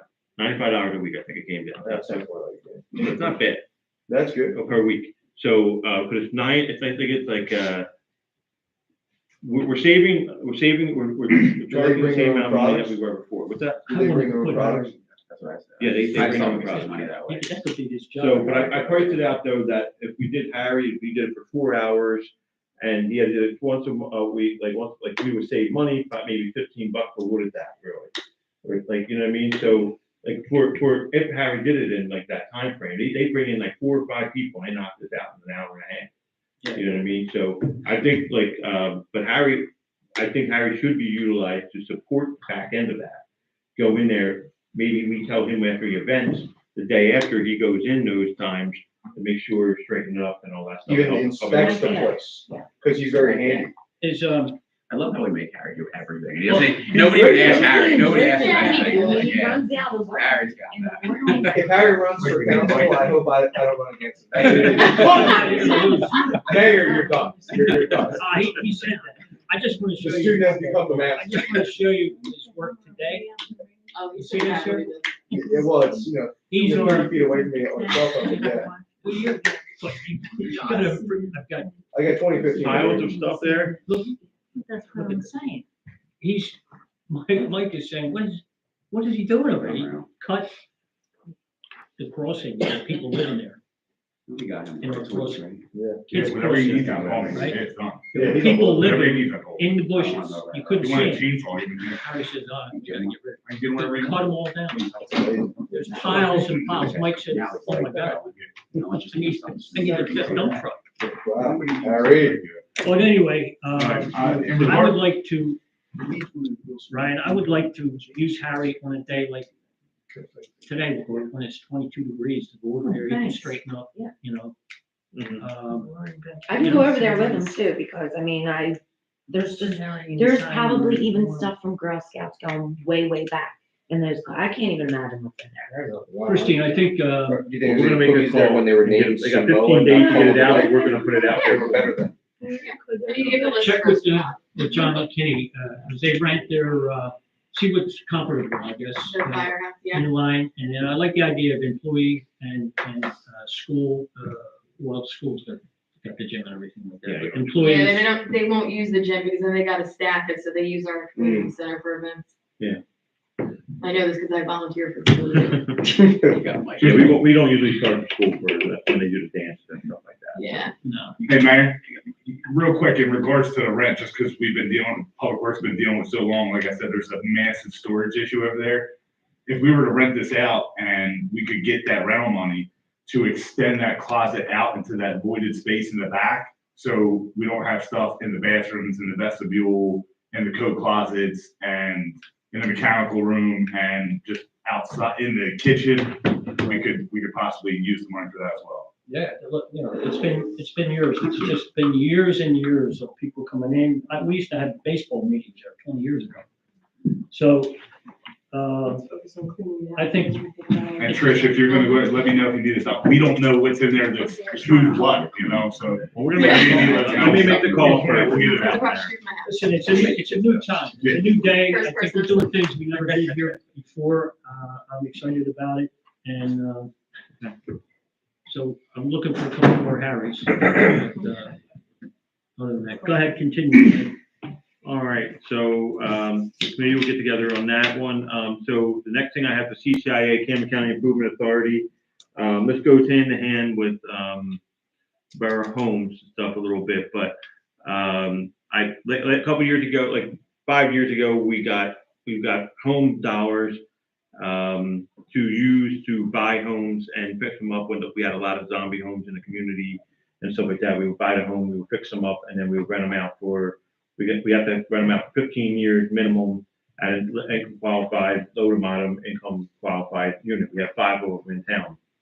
So we have 1 unit right now that needs a complete rehab. We were thinking about selling it, not selling it, but they do have home dollars getting released from the CCIA. Now, we could go out and get it on our own, but it's a lot of legwork. But the CCIA, Camden County Improvement Authority, does all the legwork for us, and they just give you the money and you just follow the program. So it's a lot easier. But they go out and get the grant. We don't have to do that.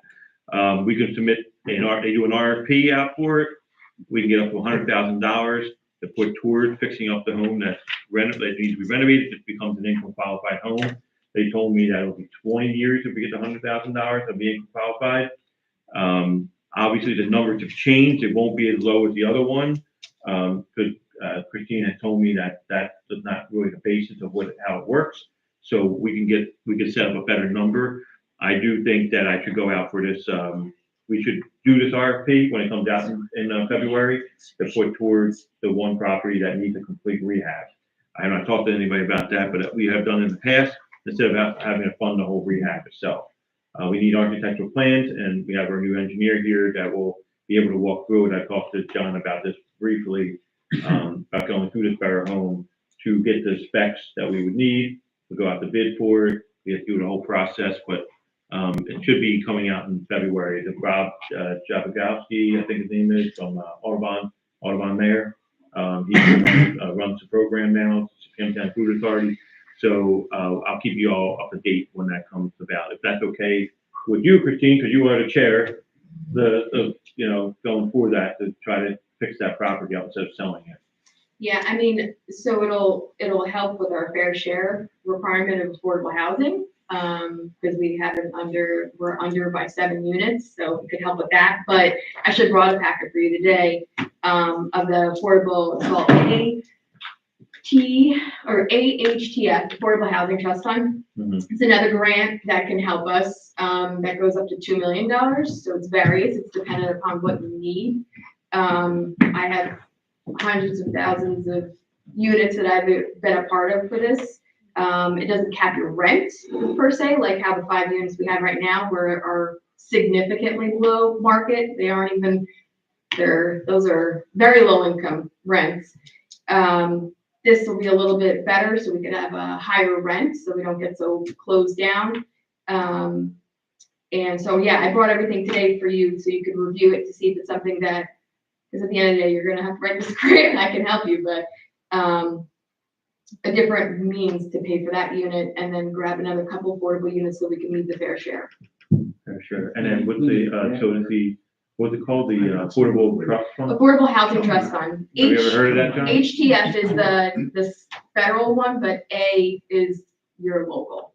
So, yeah. And everybody qualifies for that? The local government can qualify? Yeah, so this is the only one that's available right now that a municipality or a local government can qualify for. There's 4 other ones, but you have to be a nonprofit and things like that. We have to draw up plans that we have to do for Yes. each one of these houses. Yeah. So I printed out the requirements, so you can look them over, and figure out if it's something that we can venture in, but this isn't capped to 100,000.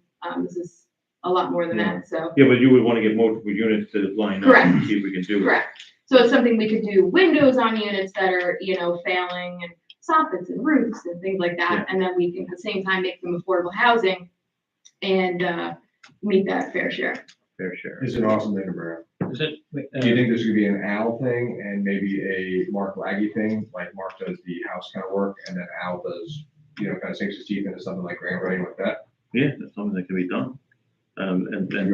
Well, Mark would not be the CO inspection, but it would be more of John as the engineer that would have to work out to get the plans for all the different houses of what we got to do, but he got to price it out. For most of those type of grants, any federal or even state funding, they always require you to have a pro forma of what's being completed, and you can put developer fees in there. You can do all kinds of different stuff inside of it.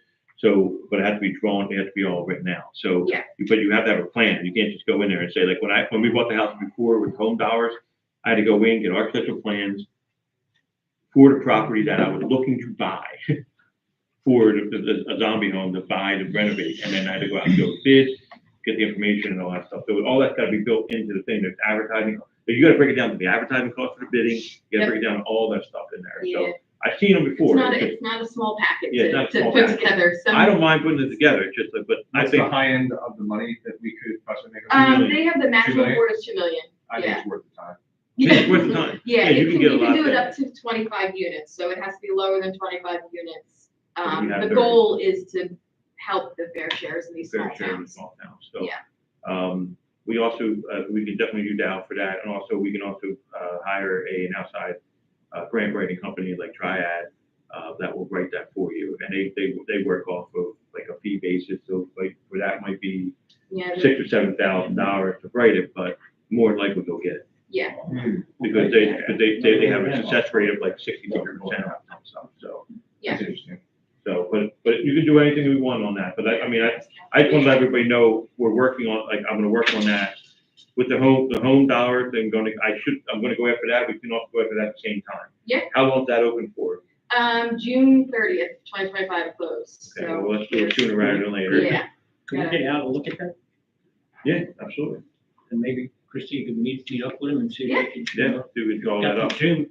He's Yeah, incredibly and book smart, you- so this might be good. yeah, ideas. and you can layer affordable programs, it doesn't have to be one, Don't get I have me projects that have 9. Is it a clerical nightmare? 100%, but you can get funding from all over. And in terms of the fair share, what I've been reading on that, it seems like it's, not feasible for most towns, the Yes. numbers they're requiring, so. Yeah, It it's seems not like, feasible for us. no, it seems like most towns were saying, or a lot of legalities seem to be that you need to pass ordinances, resolutions that would gear you towards that. You don't necessarily need to meet the home numbers. Not right away. That they're saying. Yeah, And plus, those people are developing places, we don't have any land. We to have no develop. way, so we Yeah, have to, we yeah. have to convert existing.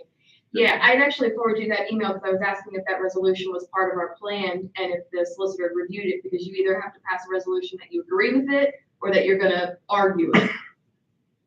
No, you might want to send that again, so you know Okay. what the hell you're talking about. Honestly. Yeah, And we have a new solicitor here, yeah, whether he's here long-term or not, I don't know yet. but- yeah, and I think the deadline is February 3rd. I want to say the state is telling you have to make a decision which way you're going is February 3rd. Okay, well, it's gotta be on the next agenda, so I'll add that to the agenda. They have Yeah. sample I did- resolutions. I'm Yes. looking at that, Yeah. I did It's already read written. that. Yeah. You're either for it or you're against it. Yeah, which for us. It used to be a definitely percentage of how, like, we have 30 homes, we had 80. 5%.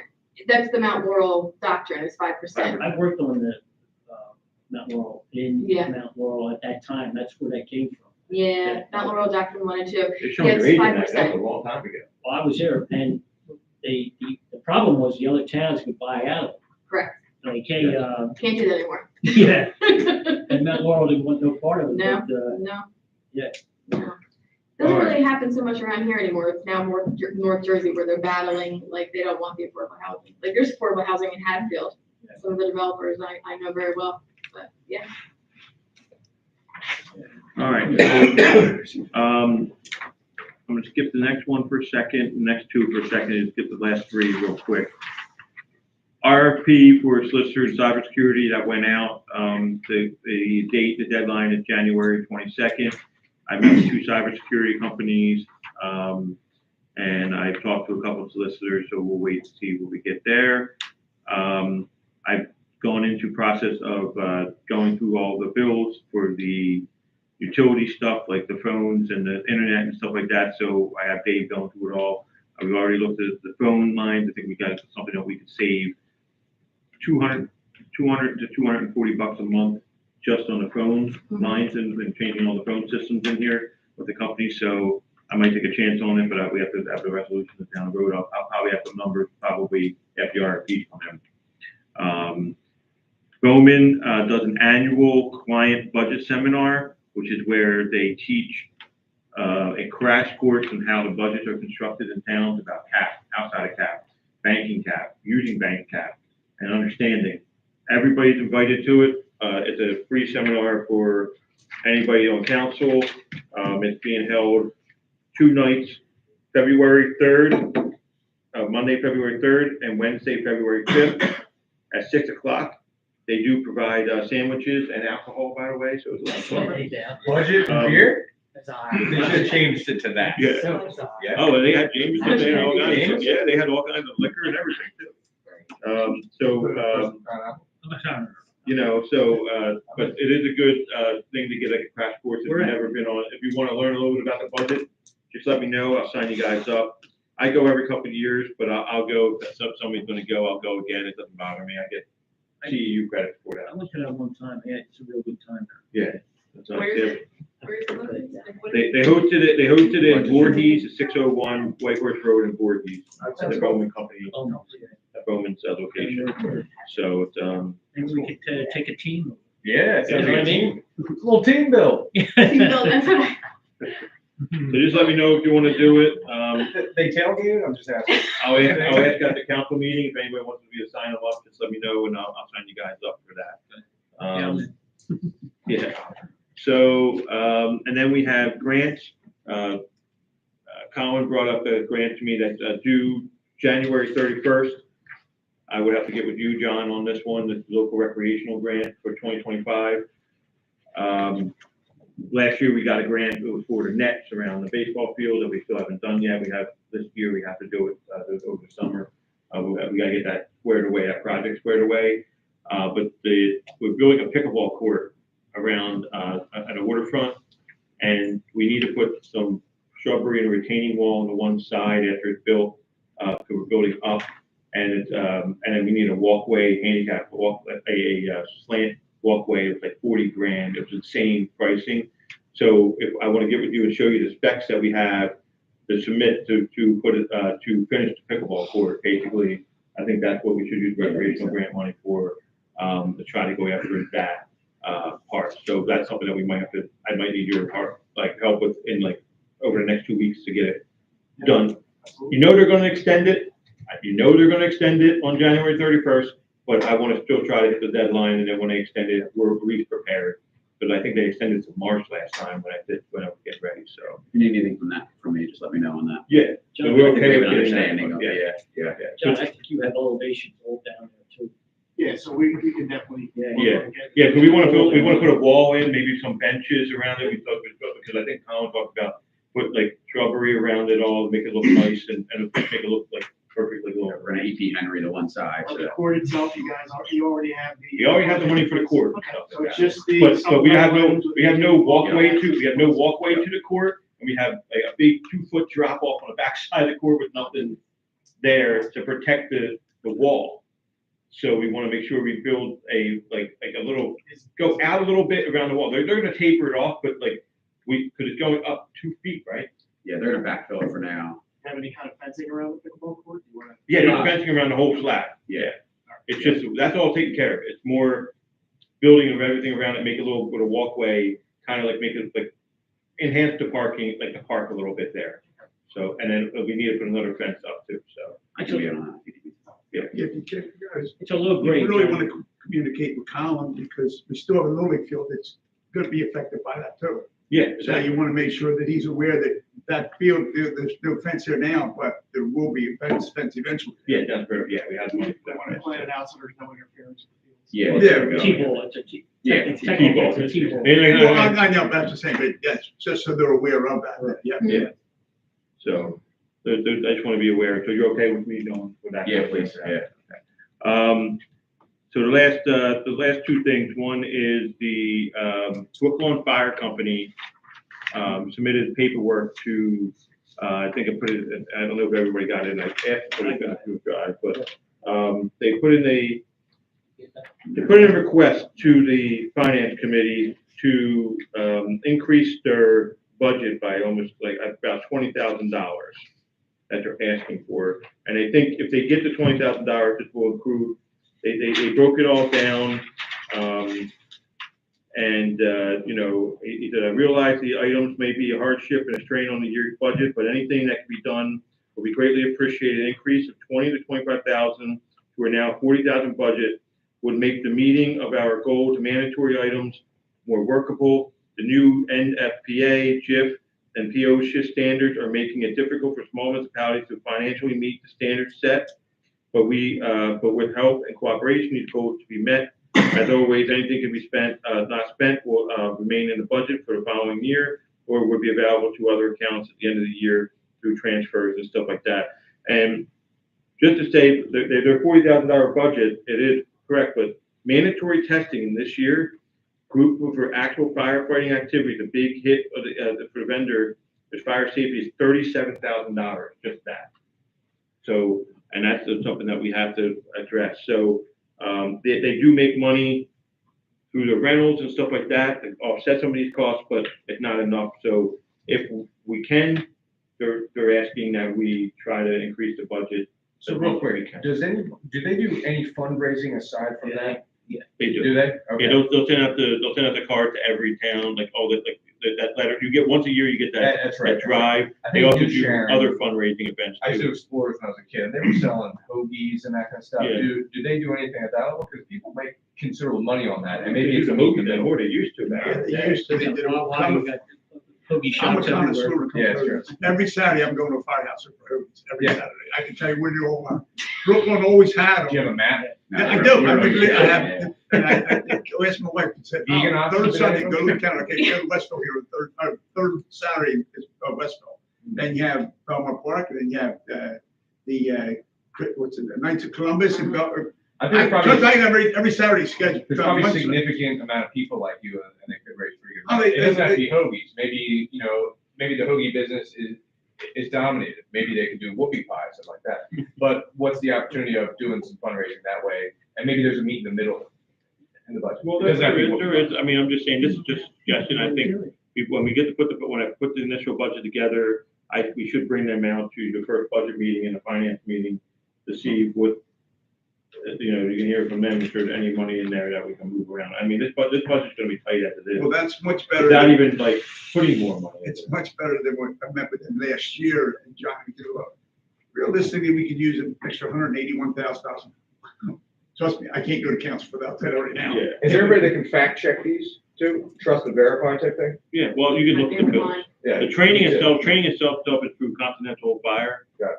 You can look at their bills, they're over $20-something thousand every single year. There's a list of all the new stuff that they have to. Yeah, there's a lot of new stuff they have to do, follow. too. Really. A lot of Do good they, stuff, but do they follow, They're file working for with grants? Because I forwarded him a grant a couple yes, he weeks tried, back. and- they put in for it.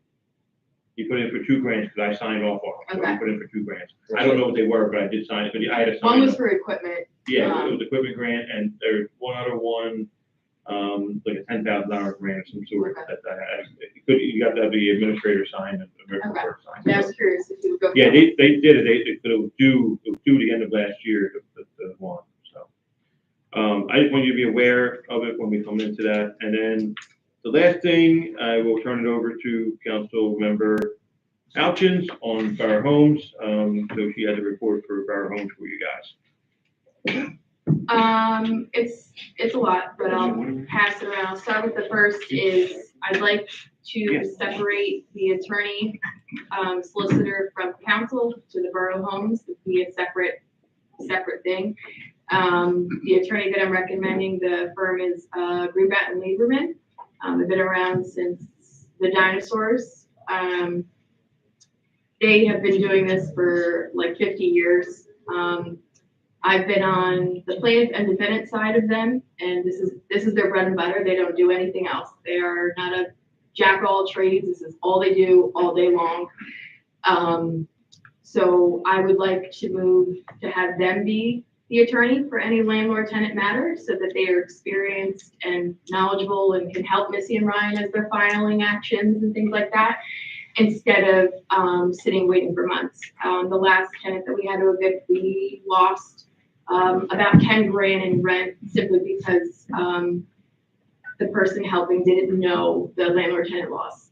So I think that this is something we need to start moving towards, is separating the houses from everything else.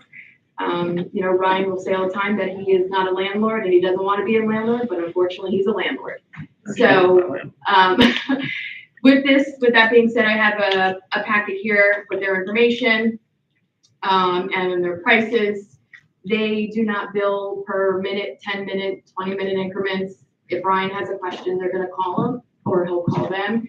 Now if Ryan calls them 5 times, yeah, they're gonna bill you. But courtesy calls and things like that, they don't charge. They give you discounts when you do it in bulk filing, bulk letters and things like that. So here's their information, Greenblatt and Lieberman. So if everybody's agreeable to have that as a separate, vendor, I guess, for lack of better terms, I would like to move forward with that. Now, this is your day job, this is what you do. 20 years, And this is a company that you have vast experience with. yes, And they have been your enemy at times, and you still swear by them? yes, That's as good of an endorsement as you'll ever get. yeah. We've gone toe to toe many times. I will tell you, for what it's worth, I know Mike, he's an excellent attorney. And Yeah. That's what he does. He does a good job. That's all he knows, sleep, breathes, eats, landlord-tenant law. What's the cost compared to what we're currently at? I mean, solicitors, previous solicitor was billing, 10, 20, 30-minute increments. They're not gonna do that. They're flat charges. Unless you get into a trial where you've got to start doing testimony, then they're gonna charge you $3.50 an hour, which any attorney is gonna charge you. But, all the regular actions are gonna be flat fees. And, they have a flat fee plus the court fees and things like that, which are $57 for the action, $7 for the mailing, things like that. That's gonna be any attorney, you can't get away from that. You get it at the end of every. bill, Yeah, that is just what it is, but it's their fee in which we wanna control and have, more control over it, and which, by the way, is billable back to the tenant within reason. So it depends on the action, if you're doing a non-payment or, a cause, which is, violating the lease. Eric, are you familiar with the tenant law? Not like they are. Nobody I is, to can, be I honest. can count on one hand how many times I don't remember. Well, I was in a conversation here, we're worrying about $2-3, and now we go with separate solicitor for separate things, and it's, makes me think a little bit. I know in the past we could have used,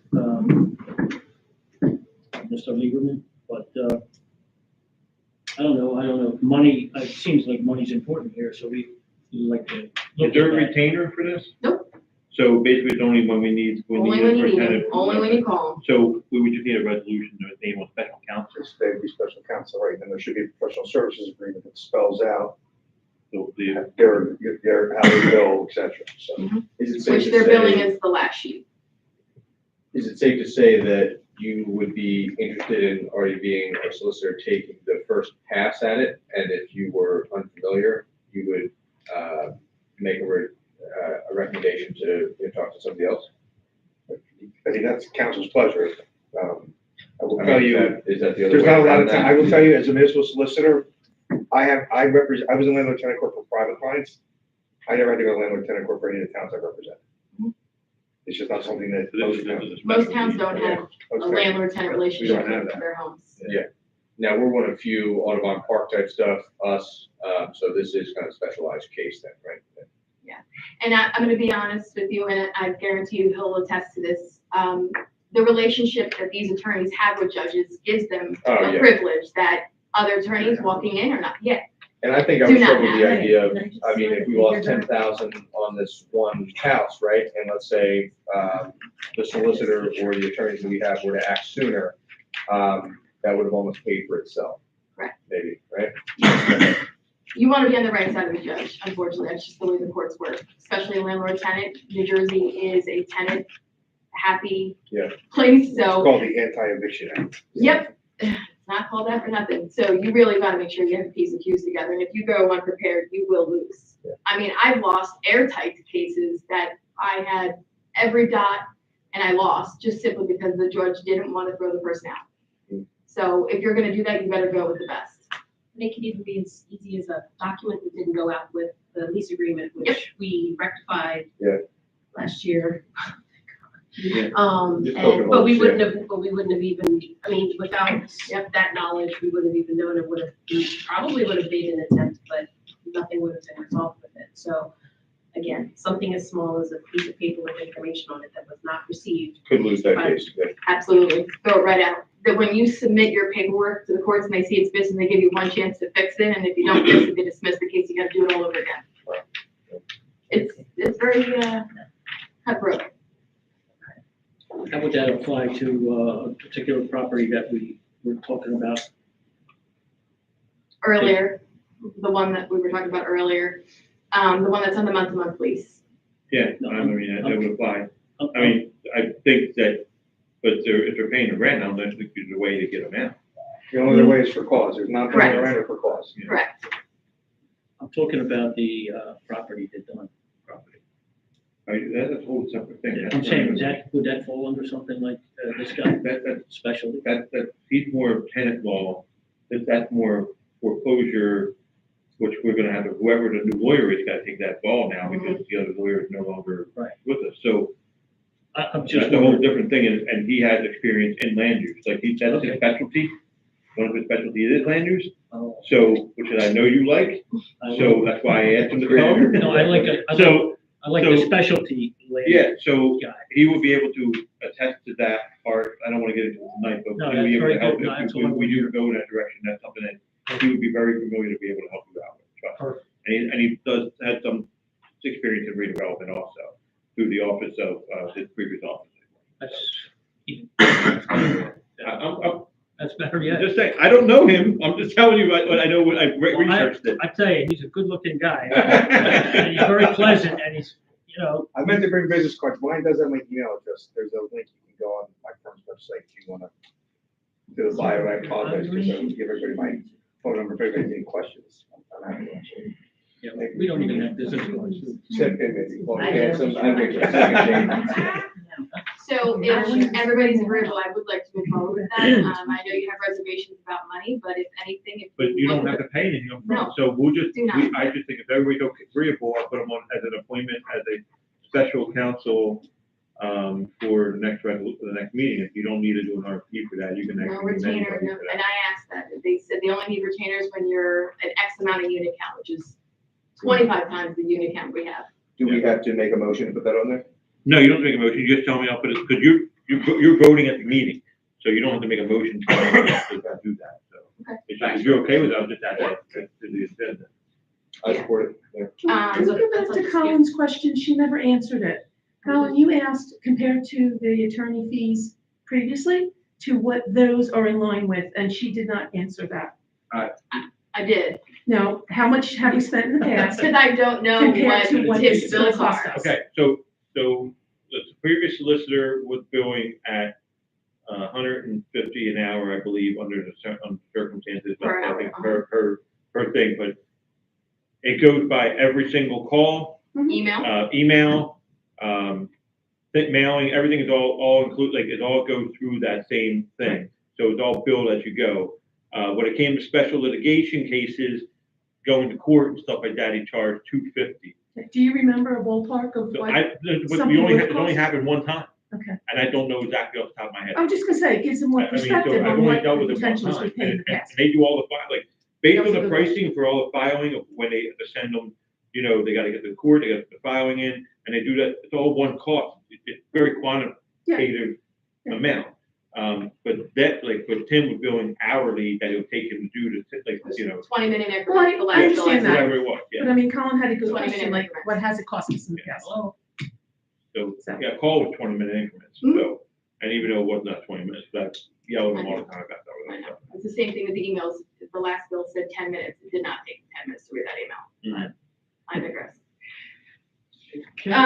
Second thing I have is currently the way that Missy and Brian are managing the rental homes is a Microsoft Word document for maintenance requests. Things are falling apart, being missed, requests are not being managed properly. The first time the residents got a letter about their balances was November when I sent one. So there needs to be a software just for the rental homes. I talked to Colin about this, but we had just had a tenant who didn't change her filter for 6 years and ended up costing us $600 to repair the heater. We ate the bill. We're not supposed to be. That is in their lease that they have to maintain the system. We are responsible for keeping it working. But if they are causing or they have negligence that is making the systems fail, then they are responsible. So because we don't have an actual process and system, things are falling through the crack. We're overpaying. We're paying for things we shouldn't be paying for. We are not collecting rent in timely manners at points.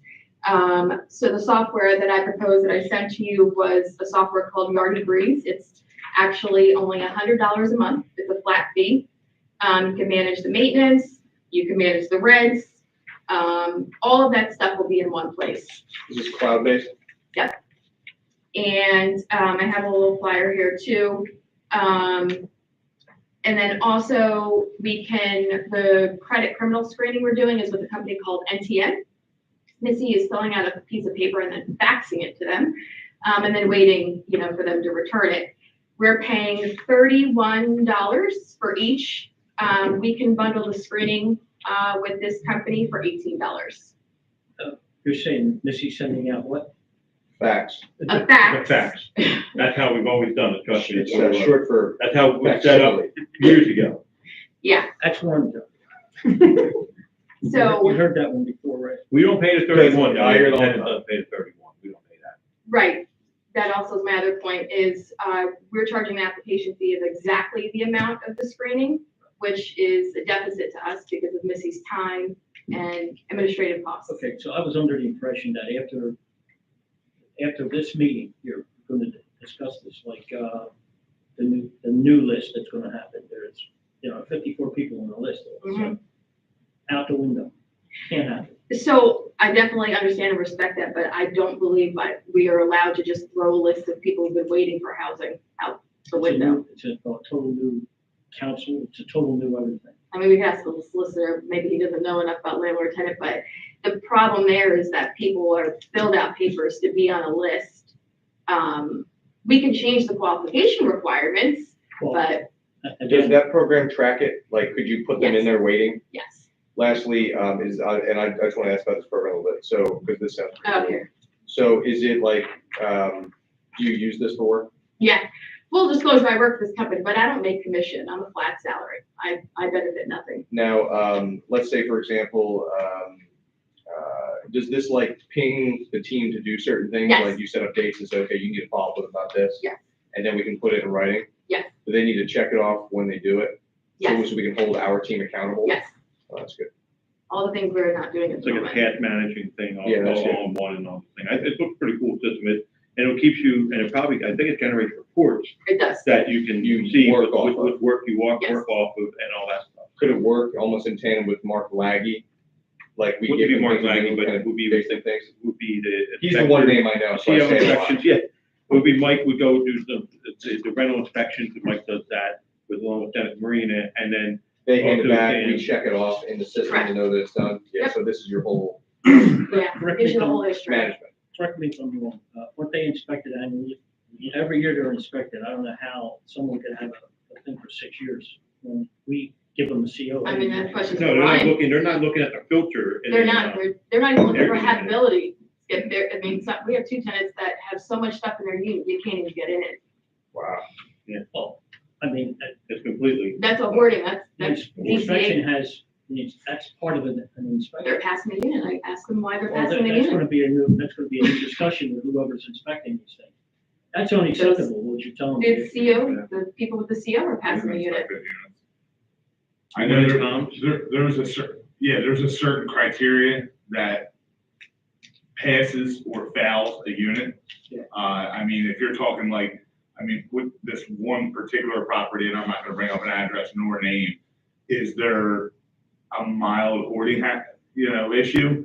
Yeah, but nothing that's detrimental to life or limb, you know? You got Boca, which I'm just saying, Boca Code, you got Don't the, go with it anymore. I know that's, Right. I know that. But I'm saying we go by a code. Do you know what code we're going by in the state of New Jersey these days? Uniform Construction Code 2000? I don't know, whatever one it is. It's all in the book. You can't be living like with, being a hoarder. You Right, can't. and I'm not saying you can, but like, Inspection, It's heater a- inspections are annual. They inspect it. well, we don't, the Department of Public Works, No, nor no, I'm talking about the CO inspection. the You CO can't- inspection is to make sure that the heater's clear, the emergency shut-off is clear, the water heater is clear, the electrical panel is clear, CO detectors. We don't do filter checks. They have their own, they hire their own company like PSENG or something like that to have a plan. That's all that's required. It's been mentioned before that maybe Harry, I'm just saying Harry, just because Harry's gonna end up doing everybody's job, including mine. Or, our maintenance team go out every 3 months, and I've made mention this to Ryan before, to go change these filters. It only behooves us to take care of our own thing. So, but as far as COs, and I've had this conversation with Stacy and with Christine in regards to this.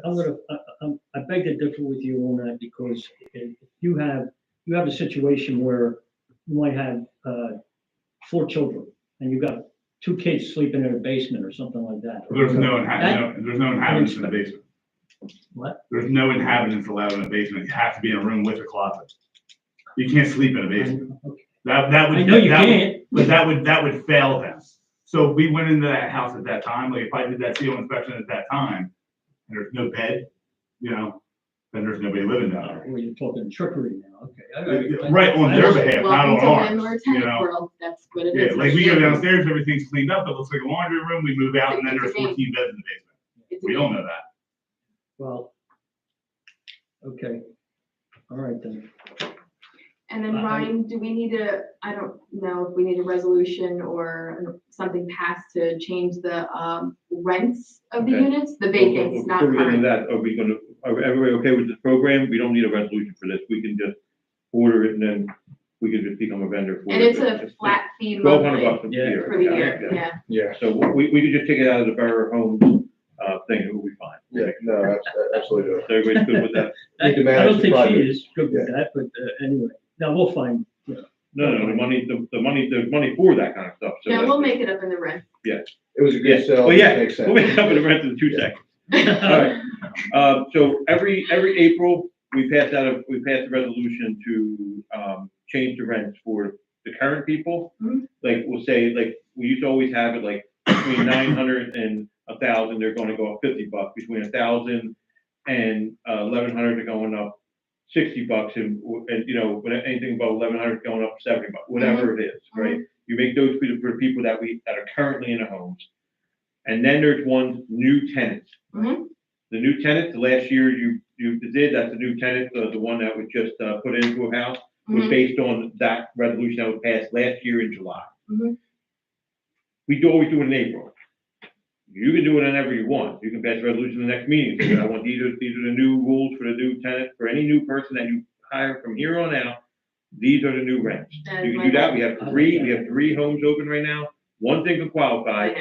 but we can talk about that because if you're in agreement with me that we can, because as long as we follow HUD guidelines on the minimum, maybe we can raise it up higher Yeah, than what it is because there's nobody there. yeah, So maybe we can go up higher than yeah. what it We is can set just at. have a conversation with the PJ, which is the jurisdiction that oversees those units, but Yeah, what I'm proposing is starting at the vacants, Yeah. and getting the vacants going forward, bringing them to what I would consider a moderately market, rents. Our 2 bedrooms are, average people are paying $1,000 a month. That's for a home. You can't find a 2-bedroom apartment under $2,300. My sister is looking in Gloucester City at a 1-bedroom at $1,900.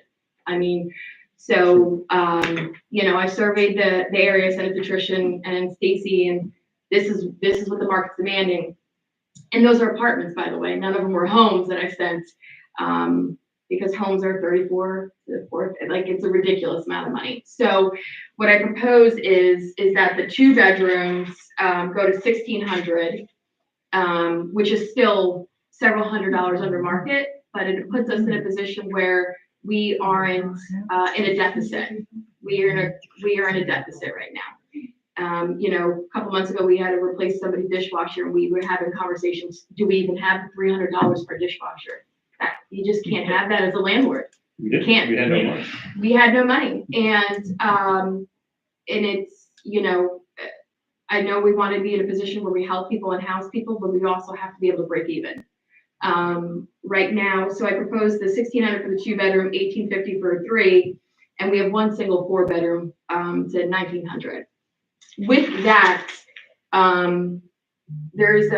if you agree to those rents compared to what we have and what we're running at in vacants, we're at a deficit about $34,000 a month. If we agree with that. So are you proposing this for, if you are currently in the units, you'd be grandfathered in the price? Correct. Yeah. And now this would be all new renters? Every time someone moves out, that unit resets at the new rate. Yeah, that's, Right. we always had that, but it was Yeah. never that much money more. Yeah. This is more online with the market that she was trying to put through. And the only good thing about it is, if the market drops down You the can road, drop as well. you can drop it, you can drop it I would say whenever right you now, want. It's not like it's it's fairy a, tale land. it's not like a, When it changes, then. Exactly. Yeah, we can change it whatever we want, but right now, that's what the market's demanding. Even that's lower. And even This that's, is a yeah. lower rate. And I am trying, what I was trying to take into consideration is, we do want people to move in, so then we do want, to not shock the system, by going from, 1,100 on a two-bedroom to 2,200. And, our units aren't brand new either, so I took all those factors into place. And then Colin actually came up with a good idea, I didn't pitch it to anybody yet, but like an incentive program for our current tenants. If you're here 20 years, your increase is only 1% or 5%, whatever the number is. So make it a tier system so that, longevity benefits you as a resident. So. And then minimize vacancy on our end. Absolutely. Yeah. Absolutely. So those are the things that I propose. One of the other things that. Real quick, do the Colin- numbers one more time.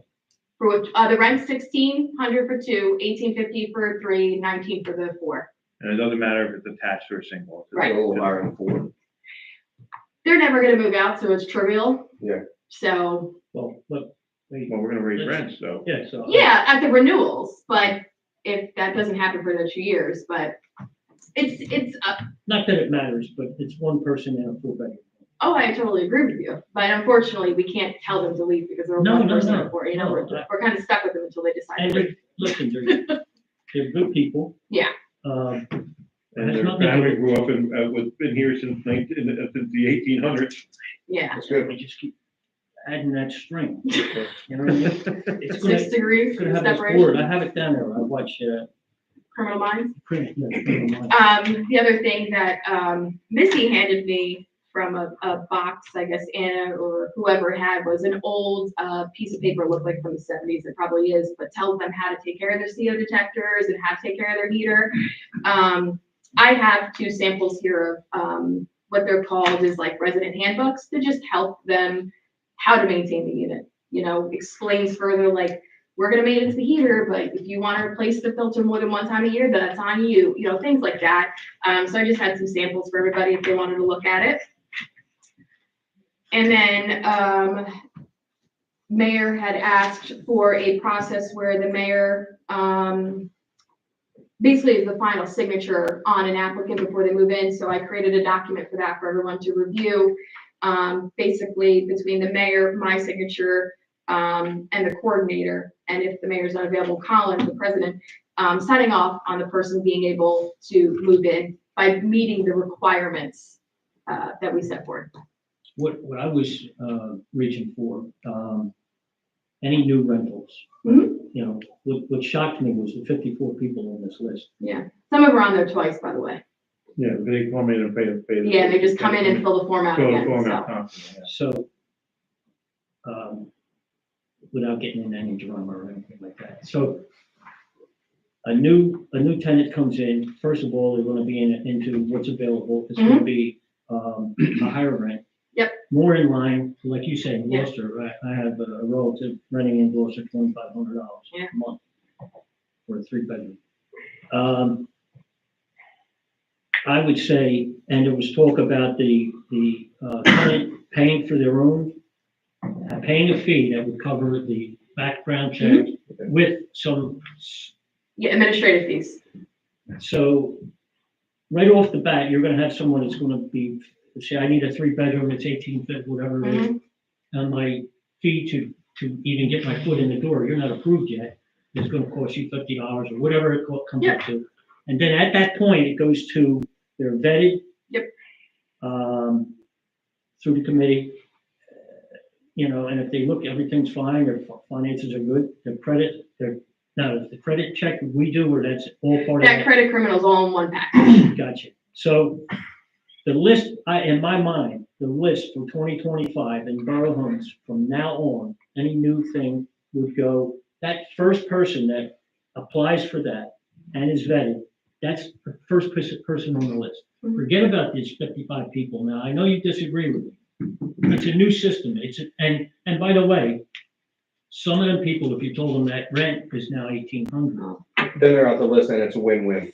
Right, So, so, but The 50 is gonna deter a lot of people, which is good. I don't want to get in, I just want to make it simple. Okay, here's where the list starts. There's no question about it, because every time we used to talk about a list in the Borough the Homes, bigger you start imagination. switching. Yeah. because I think it's gotta be String goes first in, longer. first out though. So if they did apply, I think we still owe them the call and say, I Well, that's what know, we did. yeah. We mailed We them all mailed out, them a and they letter, have 10 days to submit the letter back to us as we made on the list. Oh, yeah, And then, and then, by the way, the rents are this.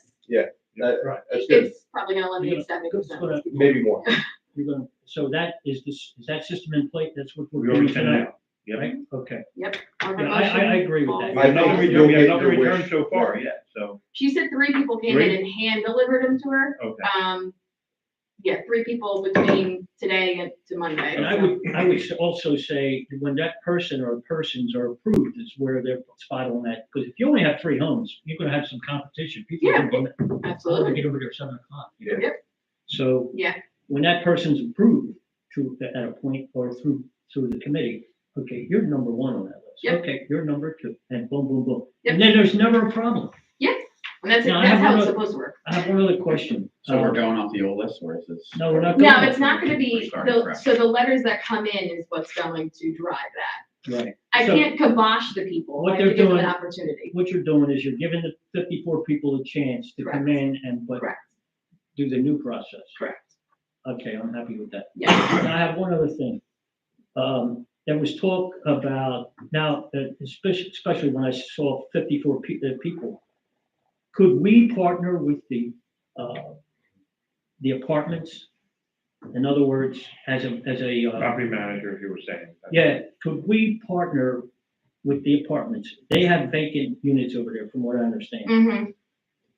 And to do, you'd be helping them, and plus it increase our list. So in other words, we could vet them and say, listen, we have 3 houses available, but we also have apartments that, we deal with the apartments. over Yeah. there.